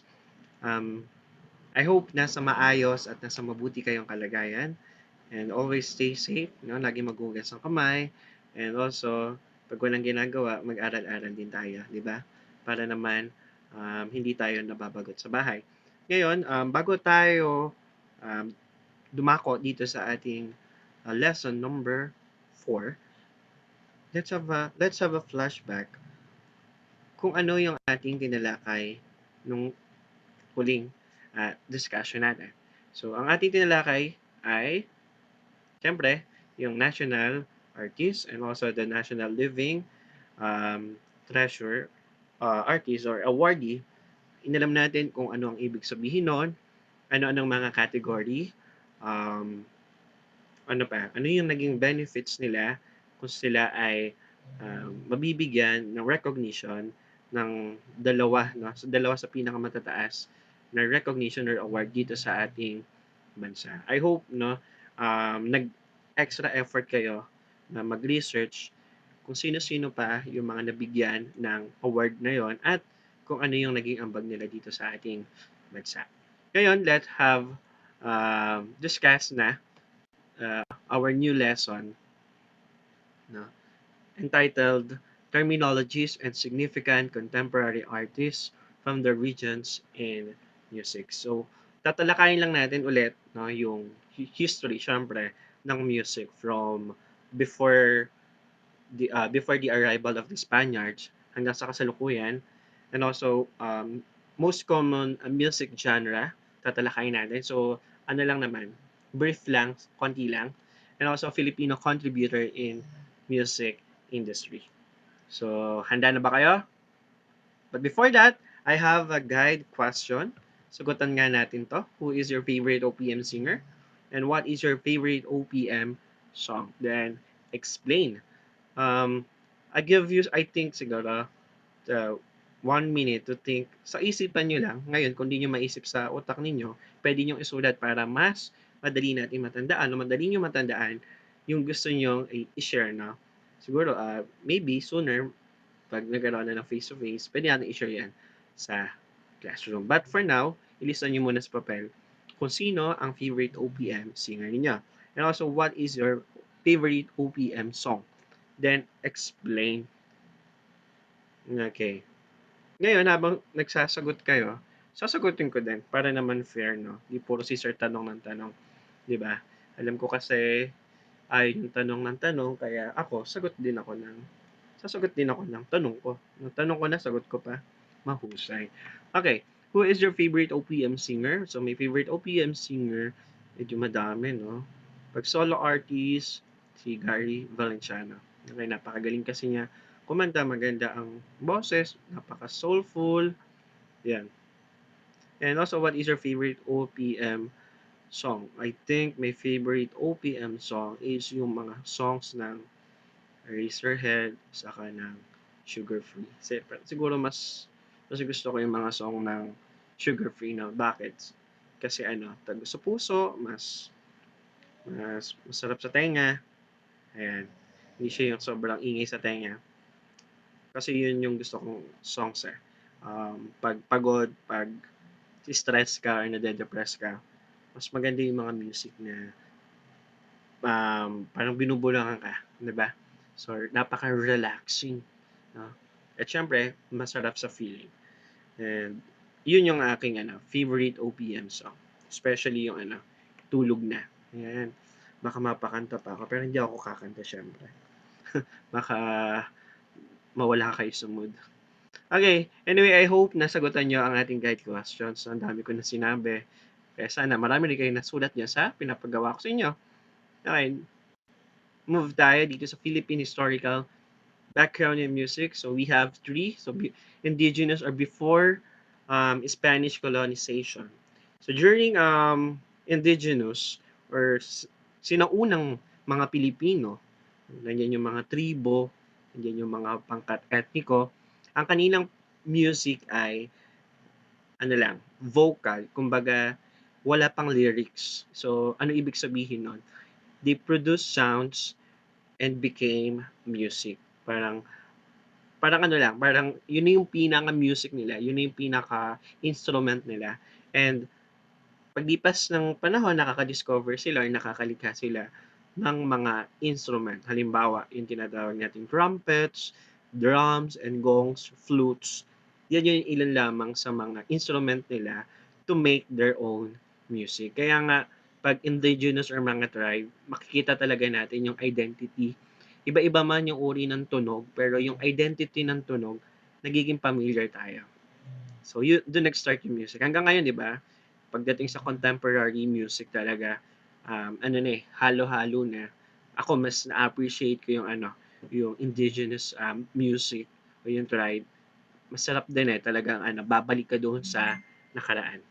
Next, we have Spanish colonization. Sa Spanish colonization, syempre, brought by Spanish o mga Kastila. Hindi lang pananakop nga, di ba? Yung sinabi kong naging yung matatandaan natin sa kanila. But marami rin silang na-share pagdating sa culture, especially dito sa music. Dahil religion ang kanilang number one, no? Main or number one na ginamit sa atin. Also, may kasama itong music. Ano yan? Like for example, sa simbahan, di ba, may mga songs, no, yung mga padasal na pakanta, isa yan sa mga matatandaan natin or hanggang ngayon ginagamit ng mga Filipino when it comes to um, tawag din, ceremony o spiritual ceremony pagdating sa simbahan. Isa yan sa mga naibigay, diba? Yung mga gospel. Hanggang sa ngayon, gospel na diba? And also, gospel song na, ang yung ibig ko sabihin. Next, we have American and Western. Dito sa dahil, nabubulol ako, sorry. Dito sa American and Western, no? Kung ang mga Kastila ay ginamitan tayo ng religion, dito syempre, ang Amerika, education pa rin. So, tinuruan tayo ng mga Amerikano na mag-aral, no? Education, na kung saan hindi lang math, English, and science tayo tinuruan, pati na rin pagdating sa music. So, like for example, yung mga Western style, yung mga beat, yung mga children's simple hymns, no? And syempre hanggang sa makalikha na tayo ng sariling atin, which is the Filipino songs. Ayan. So, kung pagsasama-samahin natin mula una hanggang sa huli, hanggang sa kasalukuyan, nagkakaroon na tayo ng tinatawag na collaboration or iba't ibang influence ng music. Depende sa panahon at nagagamit natin ito sa kasalukuyan. Kaya ang music, talagang hindi tayo nagsasawa. Nalalao siya ngayon pero sa susunod na panahon, nagiging uso siya. Kasi nga, na-appreciate natin. No? Especially yung lyrics, yung melody, at kung paano ito ginawa. So, yan lang no, ang ilan sa mga um, maikling Philippine historical background pagdating sa music.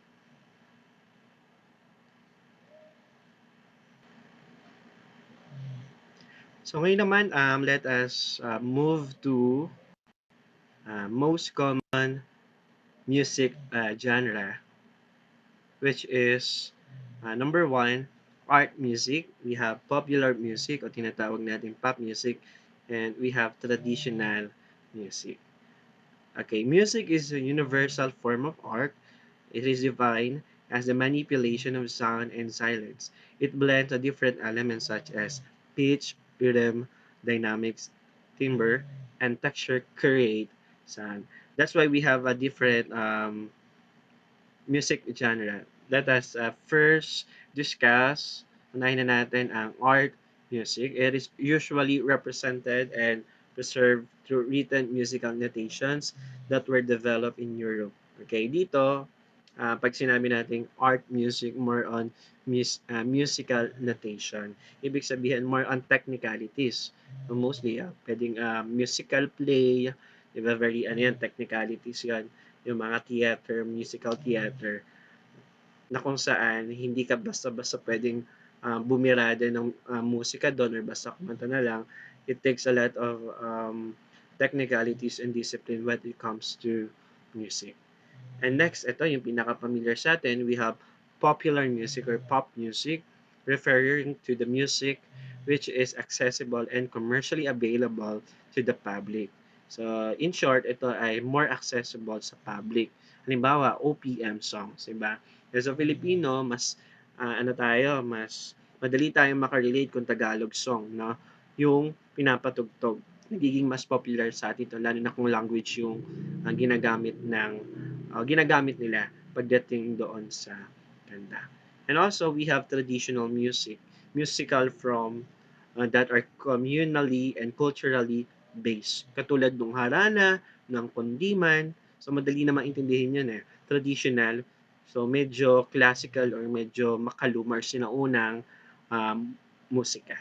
Okay? So, ito yung um, ilan lamang sa mga genre ng ating music. Okay, move on naman tayo sa mga Filipino contributors in music industry. So, alam ko yung iba dito, kilala ninyo. Ayan.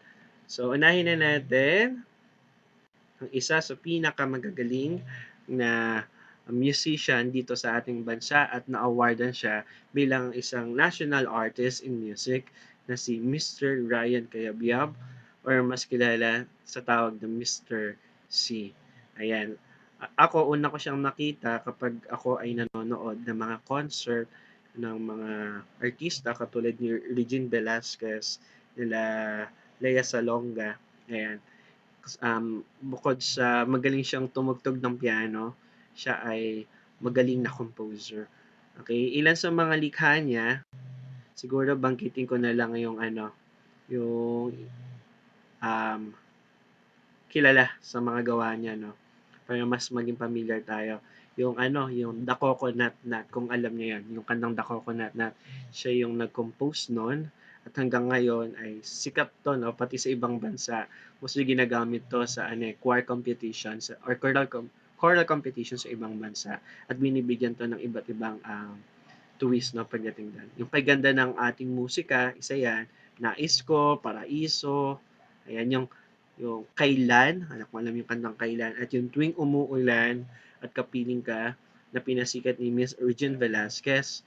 Ngayon, ang dami ng version neta ng mga Filipino artists.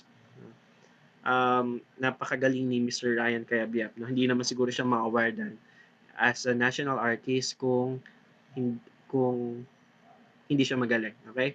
Next, we have ito, favorite band ninyo to, I think, na one of your favorite band, na mapatatay ka man, apo ka, no, inabutan mo to, or hanggang ngayon, nag-e-exist sila. Although this band na, ang Eraserhead. Ito yung tinatawag na, the Beatles of the Philippines. Kasi grabe yung kasikatan nila hanggang sa kasalukuyan. Recently, no, talagang muli nabuhay ang Eraserheads doon sa musical doon sa na pinamagat ang huling album. Talagang nag-throwback ang lahat at talagang maraming nanood, no, through digital platform. Okay? At ilan sa mga kanta nila, syempre, ang pinakasikat, no? Nandiyan ang Ligaya, nandiyan ang Magazine, ano pa ba yung kanta nila? Spolarium, di ba? And also, pinakasikat ang Huling El Bimbo. Okay? At ang isa sa pinakasikat na member dyan ay syempre, si Ellie Buendia. Okay. Next.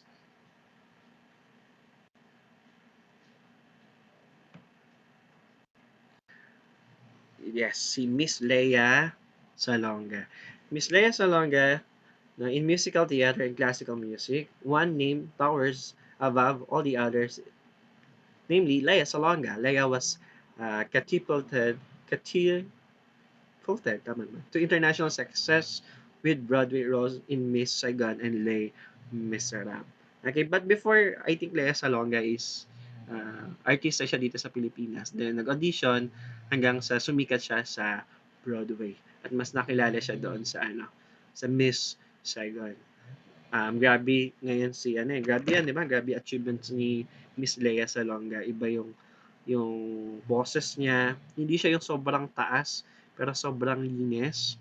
Diba? Talagang punong-puno ng technicalities and discipline pagdating sa pagkanta. Kaya isa siya sa mga icon pagdating sa music industry dito sa Pilipinas. And lastly, na, na sa larangan naman ng rap and also yung mga tinatawag natin makabayan song, nandiyan si late Francis Magalona. So, kung kilala niyo siya, siya yung father ni Almo and Maxine Magalona.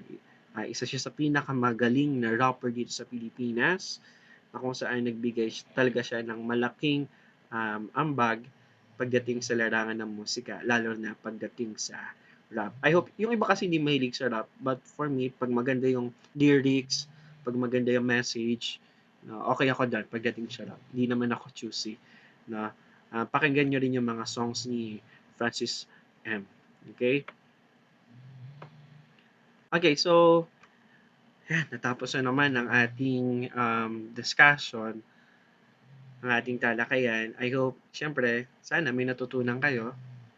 At dahil dyan, wala muna tayong activity because your activity will be given after Module 5 or after Lesson 5. So, doon pa lang tayo gagawa ng activity. Kaya, guys, no? Thank you and God bless. Stay safe, Daisy. Goodbye.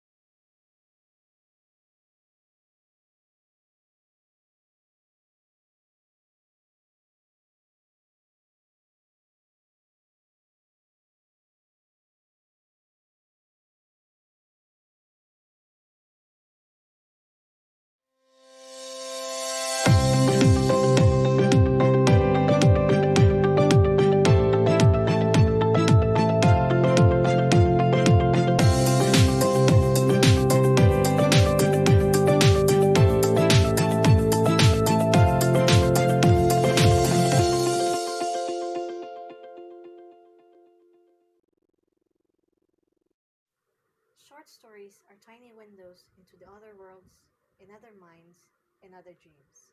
Good day, everyone. My name is Miss Crisaline S. Monteclaro, and welcome to episode 4 of the 21st Century Literature. Our lesson for today would be about writing the regions, traditions, and trends. And if you remember, what we discussed in episode 1 is about poetry. Now we're going to discuss about a prose, which is written works written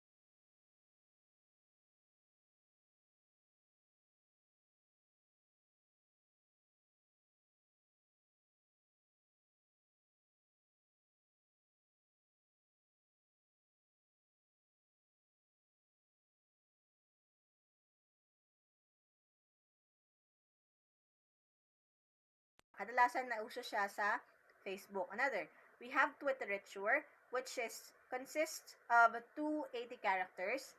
Bakit ba naging Twitterriture? Kasi ito naman sa Twitter siya nauso. Dahil nga bilang lang yung word doon na pwedeng matweet sa isang post, kaya siya nagkaroon ng word na Twitterriture. Again, it consists of 280 characters. Now we have also Drivel or Minisaga, which is 50 words. And we have Drabble or microfiction, at tinatawag naman natin 100 words. Next is Sudden Fiction, which consists of 750 words, and Flash Fiction of 1,000 words. And we have Drabble or microfiction, which consists of only 100 words. We also have Sudden Fiction, which consists of 750 words, and Flash Fiction, which consists of 1,000 words. Now let us talk about the elements of a short story. There are 3 essential parts of a short story, which are character, setting, and plot. Let us first discuss the character. We have 2 meanings in the word character, which is the person in a work of fiction, and the second one is the characteristic of that person. And under that, we have the 9 types of the characters in fiction, which is the first one is dynamic, a kind of character that changes throughout the story that can either be bad or good due to something in the story. Okay, so gamitin natin example yung kwento ni Harry Potter. We can say that Harry Potter is a dynamic character because along the way, nagkaroon siya ng growth and changes. Dating nung sa movie 1, 'di ba? Medyo hindi pa siya sumusuway sa mga tito at tita niya. Medyo mahiyain pa siya, nagda-doubt pa siya sa mga kakayanan niya and such. Again, pag sinabi nating dynamic, nagbabago. Okay? Second one is static, which is a character that doesn't change much or at all, and the personality or background is revealed well. Okay? So, ang example naman natin dito ay si Professor Snape. Okay? Dahil, kung mapapansin nyo, sa una pa lang, masungit na siya. Hanggang sa matapos, masungit pa din siya. Again, ang static ay hindi nagbabago. Okay? At kung magbago man, konti lang. Kasi 'di ba nakita natin sa last movie na medyo may something na nag-trigger ng konting change sa kanya. Okay? Next one is the foil character, which is the opposite of another character and they reflect the opposite traits. Okay? Kung sa dynamic, meron siyang kapartner na foil. Ang foil daw ay isang character na nakakapag-reflect ng character ni dynamic. Halimbawa, ang dynamic natin ay si Harry Potter. Pwede nating sabihin na ang foil character naman natin ay si Ron Weasley. Kasi kung comparing nyo silang dalawa, medyo magkaiba sila ng personality. At dahil sa personality ni Ron Weasley, pwede nating sabihin na pagkakaiba rin sa sitwasyon, mas umaangat ngayon yung character ni Harry Potter. For example, si Ron Weasley ay kumpleto yung pamilya niya, masaya sila, while Harry Potter is not. Ngayon, dahil sa foil character na yon, mas umaangat yung characteristic ni Harry Potter. Next one is the round character, which is similar to the dynamic character. Kasi si round ay medyo nagbabago din. Well-written character, which with traits easy to be identified by the reader. Okay? Ang pinagkaiba naman ni dynamic at ni round character, kahit nagbabago si round, ang changes naman kay round ay parang nadadagdagan lang yung traits niya. Pero ganun pa din. Okay? For example natin dito ay si Hermione. Okay? Ano ba yung trait ni Hermione? Matalino siya, medyo mataray siya, pero sabi nga natin, 'di ba? Katulad lang, may changes. Along the way, matalino pa rin siya, pero medyo nagbabago na yung ugali niya. Nagiging friendly na siya, mas nagiging open na siya sa mga kaibigan niya. At yun ang perfect example natin para kay round character. Nagbabago siya, pero nag-a-adapt lang yung mga traits. Okay? There's no huge change. Next, we have the stock character, they are not big deal to the story or the cliche characters. Okay? Andyan yung mga pwedeng sabihin natin yung stock characters ay yung mga classmate ni Harry. Okay? Isa sa mga classmate niya na pwedeng wala naman sa story kasi hindi naman masyadong mahalaga. Next is the protagonist, or in other words, yung bida sa kwento. Of course, ang example natin dyan, of course, ay yung bida, which is Harry Potter. Next is the confidant, or someone or something the main character confides in, and the readers learn more about the main character personality through this. Okay? Pag sinabi naman natin confidant, ayun yung kadalasan friend niya. Okay? Pwede rin daw, ang confidant pwede maging isang diary. Okay? But in this case, example natin, ang confidant niya ay si Professor Dumbledore. Okay? Kasi mas nalalaman natin yung mga some things about the character of Harry Potter na siya lang yung nakakaalam.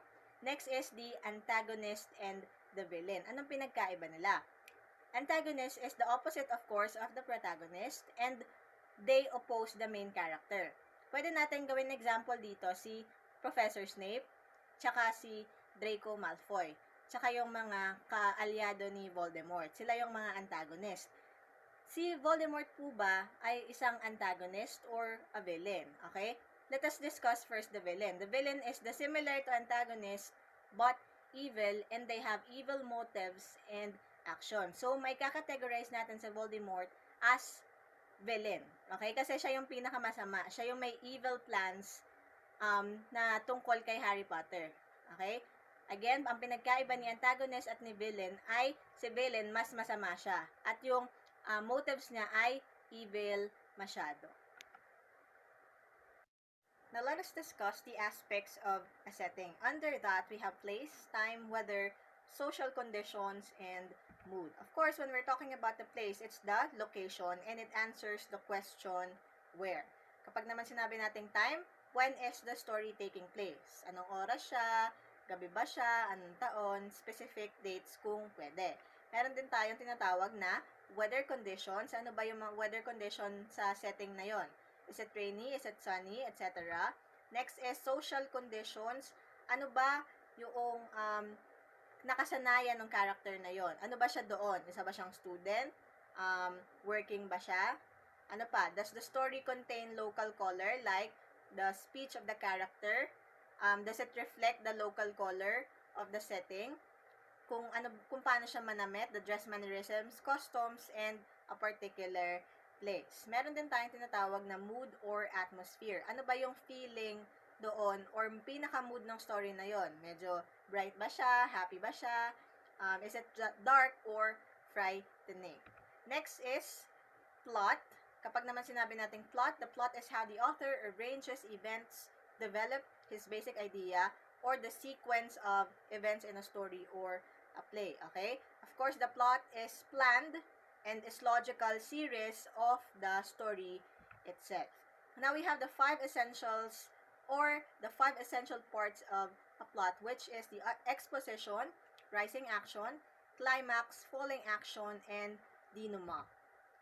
First, we have the introduction, which is of course the beginning of the story where the characters and the setting is revealed. Mahalaga na ang introduction ay may papakilala yung character at setting.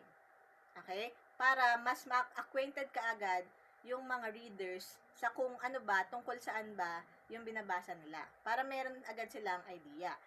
Okay? Pwede din dyan yung mga events occurring before the main plot and the character's backstory. Pwede mo yang ilagay sa introduction.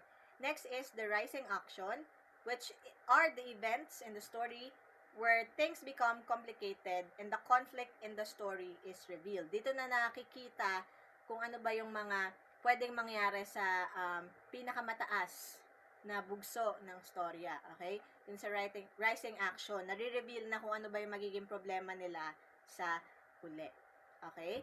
Next one is the complication or the series of relevant incidents that creates suspense, interest, and tension to the readers, which I guess is the most exciting part. Okay? Pero iba-iba naman siguro tayo ng preference kung ano ba yung mas exciting. Kung yung resolution ba or yung complication, etc. Next is the climax, the highest point of interest and the turning point of the story. Okay? Dito na nagkakaroon ng mga transition. Kung nasolve ba nila yung problema, kung hindi ba nila nasolve. The reader wonders what will happen next. Will the conflict be resolved or not? Okay? And meron tayong types ng climax. We have the destructive, which is the villain dies, destroying the motivation and the ability to cause conflict. Death of the hero, destroying the desire and the ability to fight back. Pag sinabi nating destructive, may namatay. Pwedeng yung villain, pwedeng yung hero. Okay? Next is constructive, which is instead of being resolved by ending something, it can be resolved by starting something new. Okay? Kung si destructive ay may namatay, either yung hero or yung villain, sa constructive naman, may nagsisimulang bago para masabi na constructive siya. Next is the transformative or revealing the solution to a mystery, confusion to understanding. Example natin sa transformative. Halimbawa dyan ay yung kay Frozen. Okay? Confusion to understanding. Hinahanap kasi nila yung gamot para sa karamdaman or sa sickness ni Anna, right? So, ang akala nila, ang gamot ay yung true love's kiss. But actually, it's the family's love. Or in that context, it is the sisterly love of Elsa to Anna. Example naman natin sa constructive. Ito, best example is yung kay Jimmy Neutron, right? Kasi kadalasan may nagagawa siyang invention, tapos magkakaroon ng conflict, and then may maiisip uli siyang bagong invention para ma-resolve yung conflict na yon. Madalas natin nakikita yon sa mga superhero movies at kadalasan namamatay yung villain at most of the time yung mga hero din. Okay? Next one, let's discuss naman the falling action, where events and complications begin to resolve themselves. Dito na nare-resolve yung mga conflict na nagmula doon sa rising action na napunta sa climax. The reader knows what has happened next and if the conflict was resolved or not. Next is the resolution and denouement. Resolution is the point when the conflict is resolved. Ito, nasolve na talaga yung conflict. While the denouement is the ending of the story. And the mystery, secrets, question, which remain after the resolution are solved and explained. Now, let's discuss naman the importance of the conflict. Pero ano ba yung conflict? It is the opposition of forces which ties one incident to another and makes the plot move. And sabi, without conflict, there is no plot. Okay, imagine nyo na lang isang fairy tale na once upon a time, there's a woman and a prince. They met each other and then they lived happily ever after. Walang conflict. Wala ring story. Kaya mahalaga ang conflict sa kahit anong story. Okay?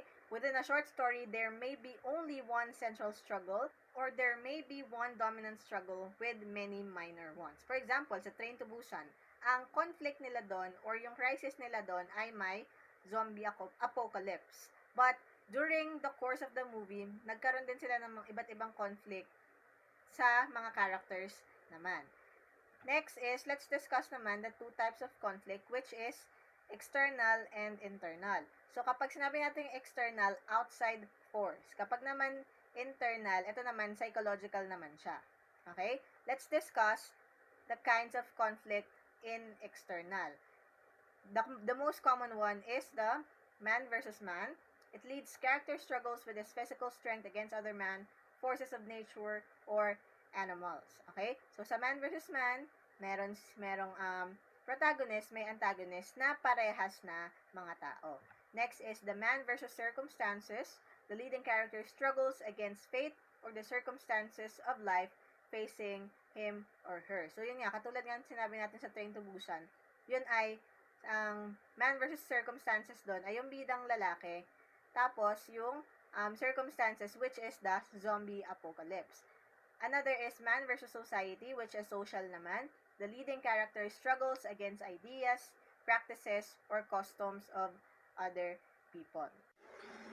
For example, a gay character struggling for acceptance within their community, or a black woman fighting for equality or fighting for justice equally. Yun yung mga example natin when it comes to the man versus society. Now, let's talk about man versus himself. And when we say man versus himself or herself, it is psychological in nature. Like, for example, depression, okay? Nilalabanan niya yun ng sarili lang. Kaya, pwede natin yung example as man versus himself. Halimbawa, yung may mga sakit sa pag-iisip na ang conflict ay yung sakit nila mismo. Halimbawa na lang sa Filipino TV, kung natandaan nyo pa yung Rodora X, yung meron siyang multiple personality, na yun yung naging conflict niya. Okay? Now, let us discuss the topic of episode 4 today, which is writing the regions, traditions, and trends. Let us first define what a tradition means. It is the transmission of customs or beliefs from one generation to another, or the fact of being passed on this way. Okay? So, yung mga tradition po. And the trends, of course, talks about kung sa Tagalog, ito ay yung mga uso. Okay? A trend happens when a large group of people begin liking an object, thing, hobby, or personality. So, bakit ba meron tayong mga tinatawag na traditions and trend? Dahil nga ang Pilipinas ay isang archipelago at hiwa-hiwalay nga yung kanyang mga lugar, mayroon tayo ngayon tinatawag na rich culture. Okay? At kada rehiyon ay meron tayong mga tradisyon na sinusunod. Ngayon, sa bawat rehiyon na din yun, ay meron ding mga nauuso. And at this point, malalaman natin kung ano ba yung nauso sa literature na to. And that is for being an OFW, okay? An overseas Filipino worker, na dati ay kilala siya bilang isang OCW it means overseas contractual worker. And we'll find out kung paano ba naipasok ng author dito ang trend ng pagiging OFW. Our literature for today came from Ilocos region, which is also known as Ilocania, or Region 1, which consists of the provinces of Ilocos Norte, Ilocos Sur, La Union, and Pangasinan. So, yung mga languages naman dito ay Ilocano, Pangasinense, and Tagalog. So, our literature for today is entitled The Voice Tape by Ariel S. Tabag. So, let us first discuss some things about the author. So, he is a native from Santa Teresita, Cagayan. He is also a multi-awarded writer of Ilocano and Filipino languages.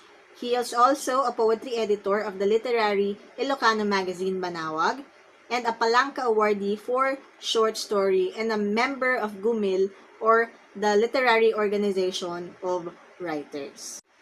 So before we start discussing the story, make sure that you've read The Voice Tape by Ariel S. Tabag. Okay. So the story started when Dante went to Santa Teresita to get his certificates. Then he found a voice tape with a note for my one and only Ato. Okay, so Ato is his uncle, his dead uncle. It was then that the series of flashbacks happened in the story. And when we say flashbacks, ito yung pagbalik sa some point of time to reveal scenes. Okay? He recalled when Uncle Ato died and his funeral, and it even showed the traditions of the Cagayan region in dealing with their loved ones. Okay? So the story progressed when the truth about Uncle Ato's accident was revealed. Okay? So, ang sabi kasi sa story, si Uncle Ato daw ay naaksidente, nabunggo siya ng bus. But when he listened to the voice tape from his aunt, the wife of Uncle Ato, Magdalena, he then knew that Uncle Ato didn't die because of an accident. It was actually a suicide. Because Magdalena back then is an OFW. Okay? So, doon sa voice tape na yon, nalaman niya na si Magdalena ay mistreated doon sa ibang bansa. And now, Dante concluded that his Uncle Ato didn't actually had an accident, but a suicide. Nagpakamatay siya dahil hindi niya kinaya yung kalungkutan and his inability to do something for his wife who was maltreated and abused abroad. In short, this story depicted the life of Filipinos here in the Philippines and the life of Filipinos in abroad. Okay? It shows the sacrifices, the sadness, the hardships of Filipinos to work abroad. Okay? Siyempre, hindi naman nila gusto yon kadalasan, pero ginagawa nila yon para magtrabaho, para ma-alleviate yung current state nila here in the Philippines. And sadly, katulad ng story na yon, nangyayari siya. Maybe not exactly that kind of story, but it happens. The sadness, okay? Yung mga paghihirap na dinaranas ng Pilipino para lang makaahon sila sa hirap. But as always, Filipinos hope for the best, that nothing may happen bad to their families. And that one day, someday, they'll share one meal again, eating 3 times a day as one family. That is all for today, and good day.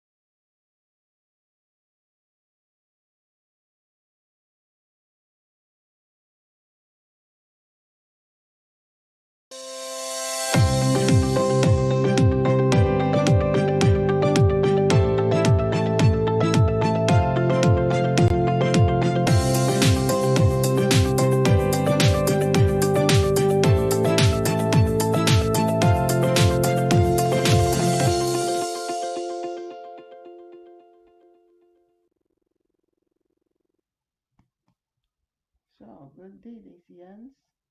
Welcome to our episode 4 of the Reimagine Learning Program for Fundamentals of Accountancy, Business, and Management 2. Sa picture. Ito. Ayaw pakita sa inyo. Ayan. So, today's episode, statement of changes in equity. So, last time, statement of comprehensive income. At bago yun, statement of financial position. This time, statement of changes in equity. Anong meron sa statement of changes in equity? Panoorin natin ito. Siyempre. So, statement of changes in equity shows the changes in equity. Anong change ano nangyari sa owner's equity for the period. Same is with comprehensive income for the period. So, ang title natin dito, hindi as of, for the period. So, gusto natin malaman what happened to the share owners to the company. So, balikan natin ito. Ano ito? So, beginning owner's capital. Para nakakompute yung owner's capital ulit. So, beginning owner's capital plus net income plus additional investment minus withdrawals from the owners equals owner's capital ending balance. So, ganito na lang para mas madali natin maintindihan. Oops, sorry. So, beginning balance plus net income minus plus additional investment minus withdrawals equals ending. So, ang shortcut natin dito, Benawe. Benawe. Binawe. Benawe. B, beginning capital. N, net income. A, additional investment. W, withdrawals. At E, ending capital. Benawe. Yun, di mo na makakalimutan yan. So, magkakaiba ng type ang business. Pinakamadaling gawa ng shareholders equity ay sole proprietorship. Paano gumawa ng statement of changes in owner's equity sa sole proprietorship? Simple lang. Benawe. So, beginning owner's capital plus net income plus additional investment minus withdrawal equals ending balance. Oh, yun na yun. Yun na, Benawe. Pag sole proprietorship.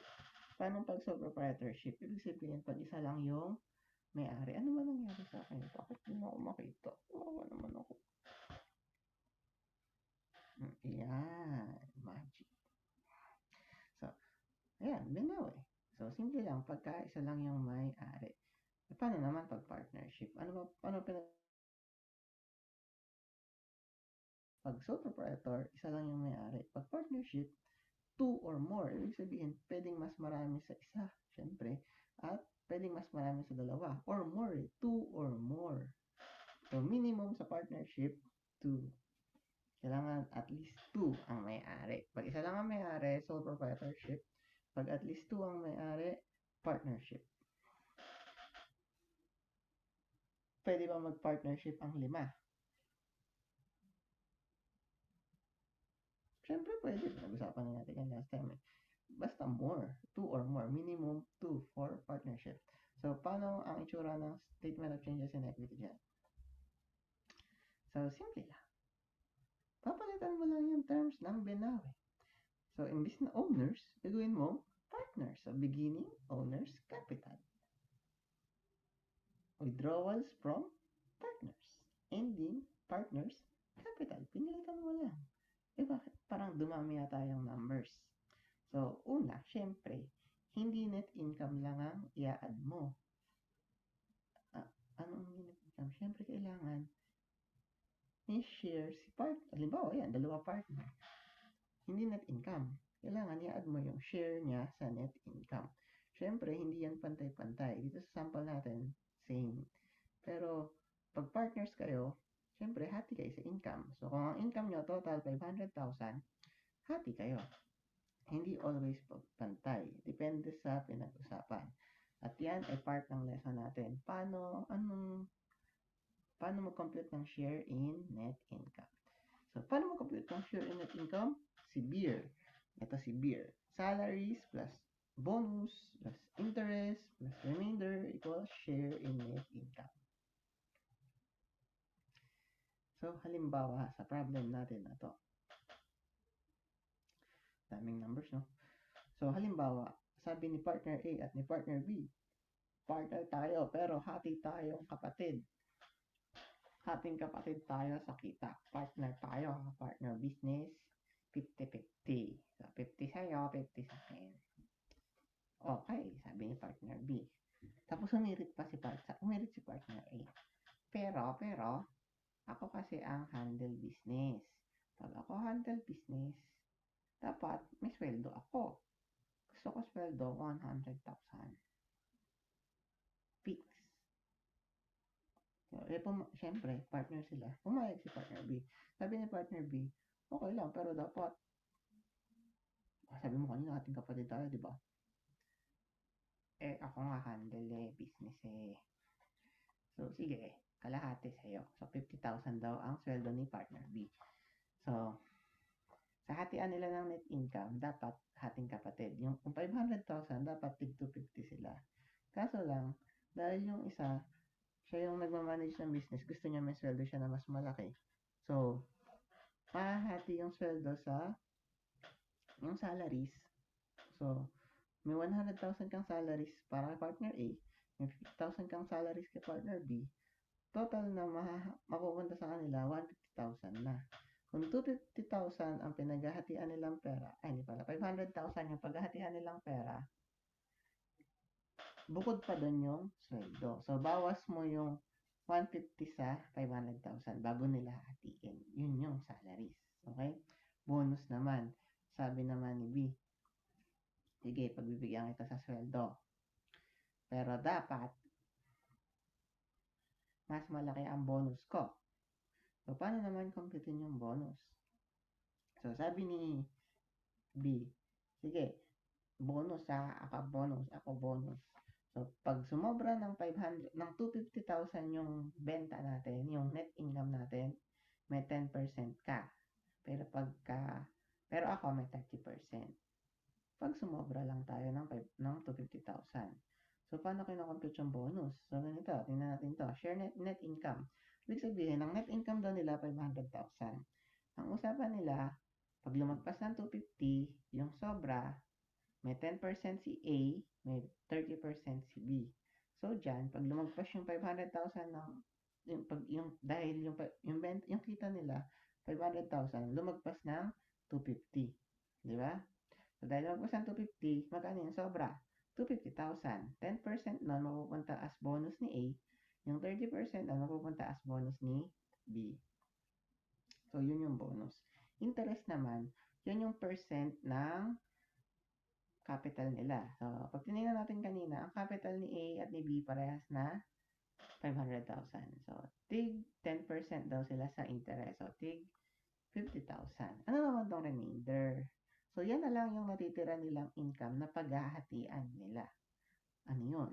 So, tingnan mo Di ba may 150, di ba may 500,000 ng paghahatian? Kaso lang, bayaran muna yung sweldo. So, minus salary. So, magkano na lang paghahatian? 350. Eh, may bonus ka pang 100. So, magkano na lang paghahatian? 250. Eh, babayaran mo pa yung interest sa partnership, 100. So, magkano na lang paghahatian nila?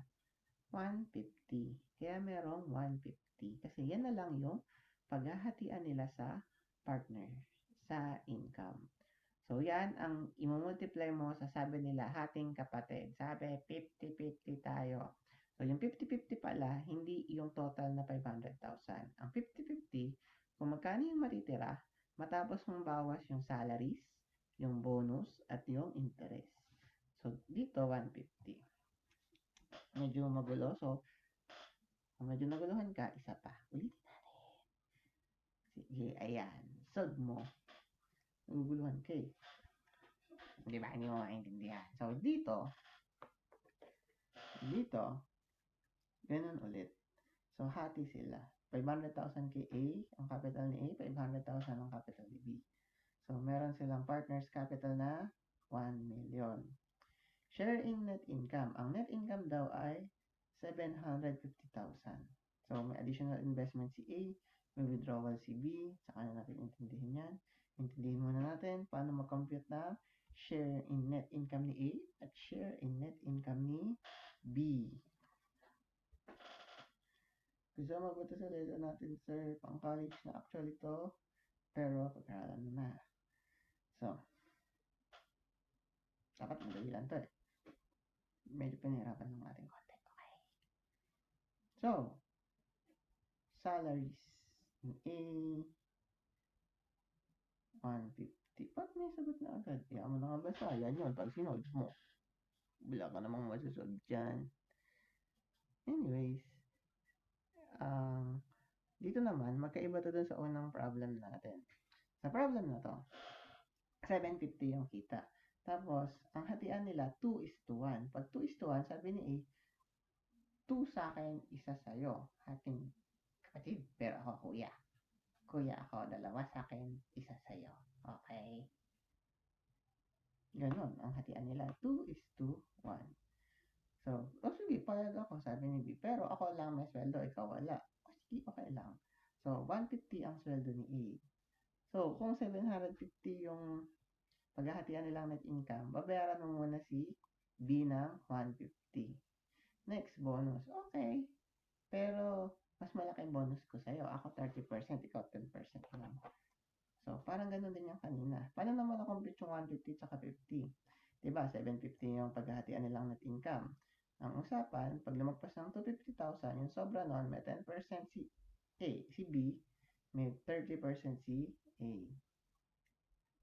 So, may 150 si A, may 50,000 si B.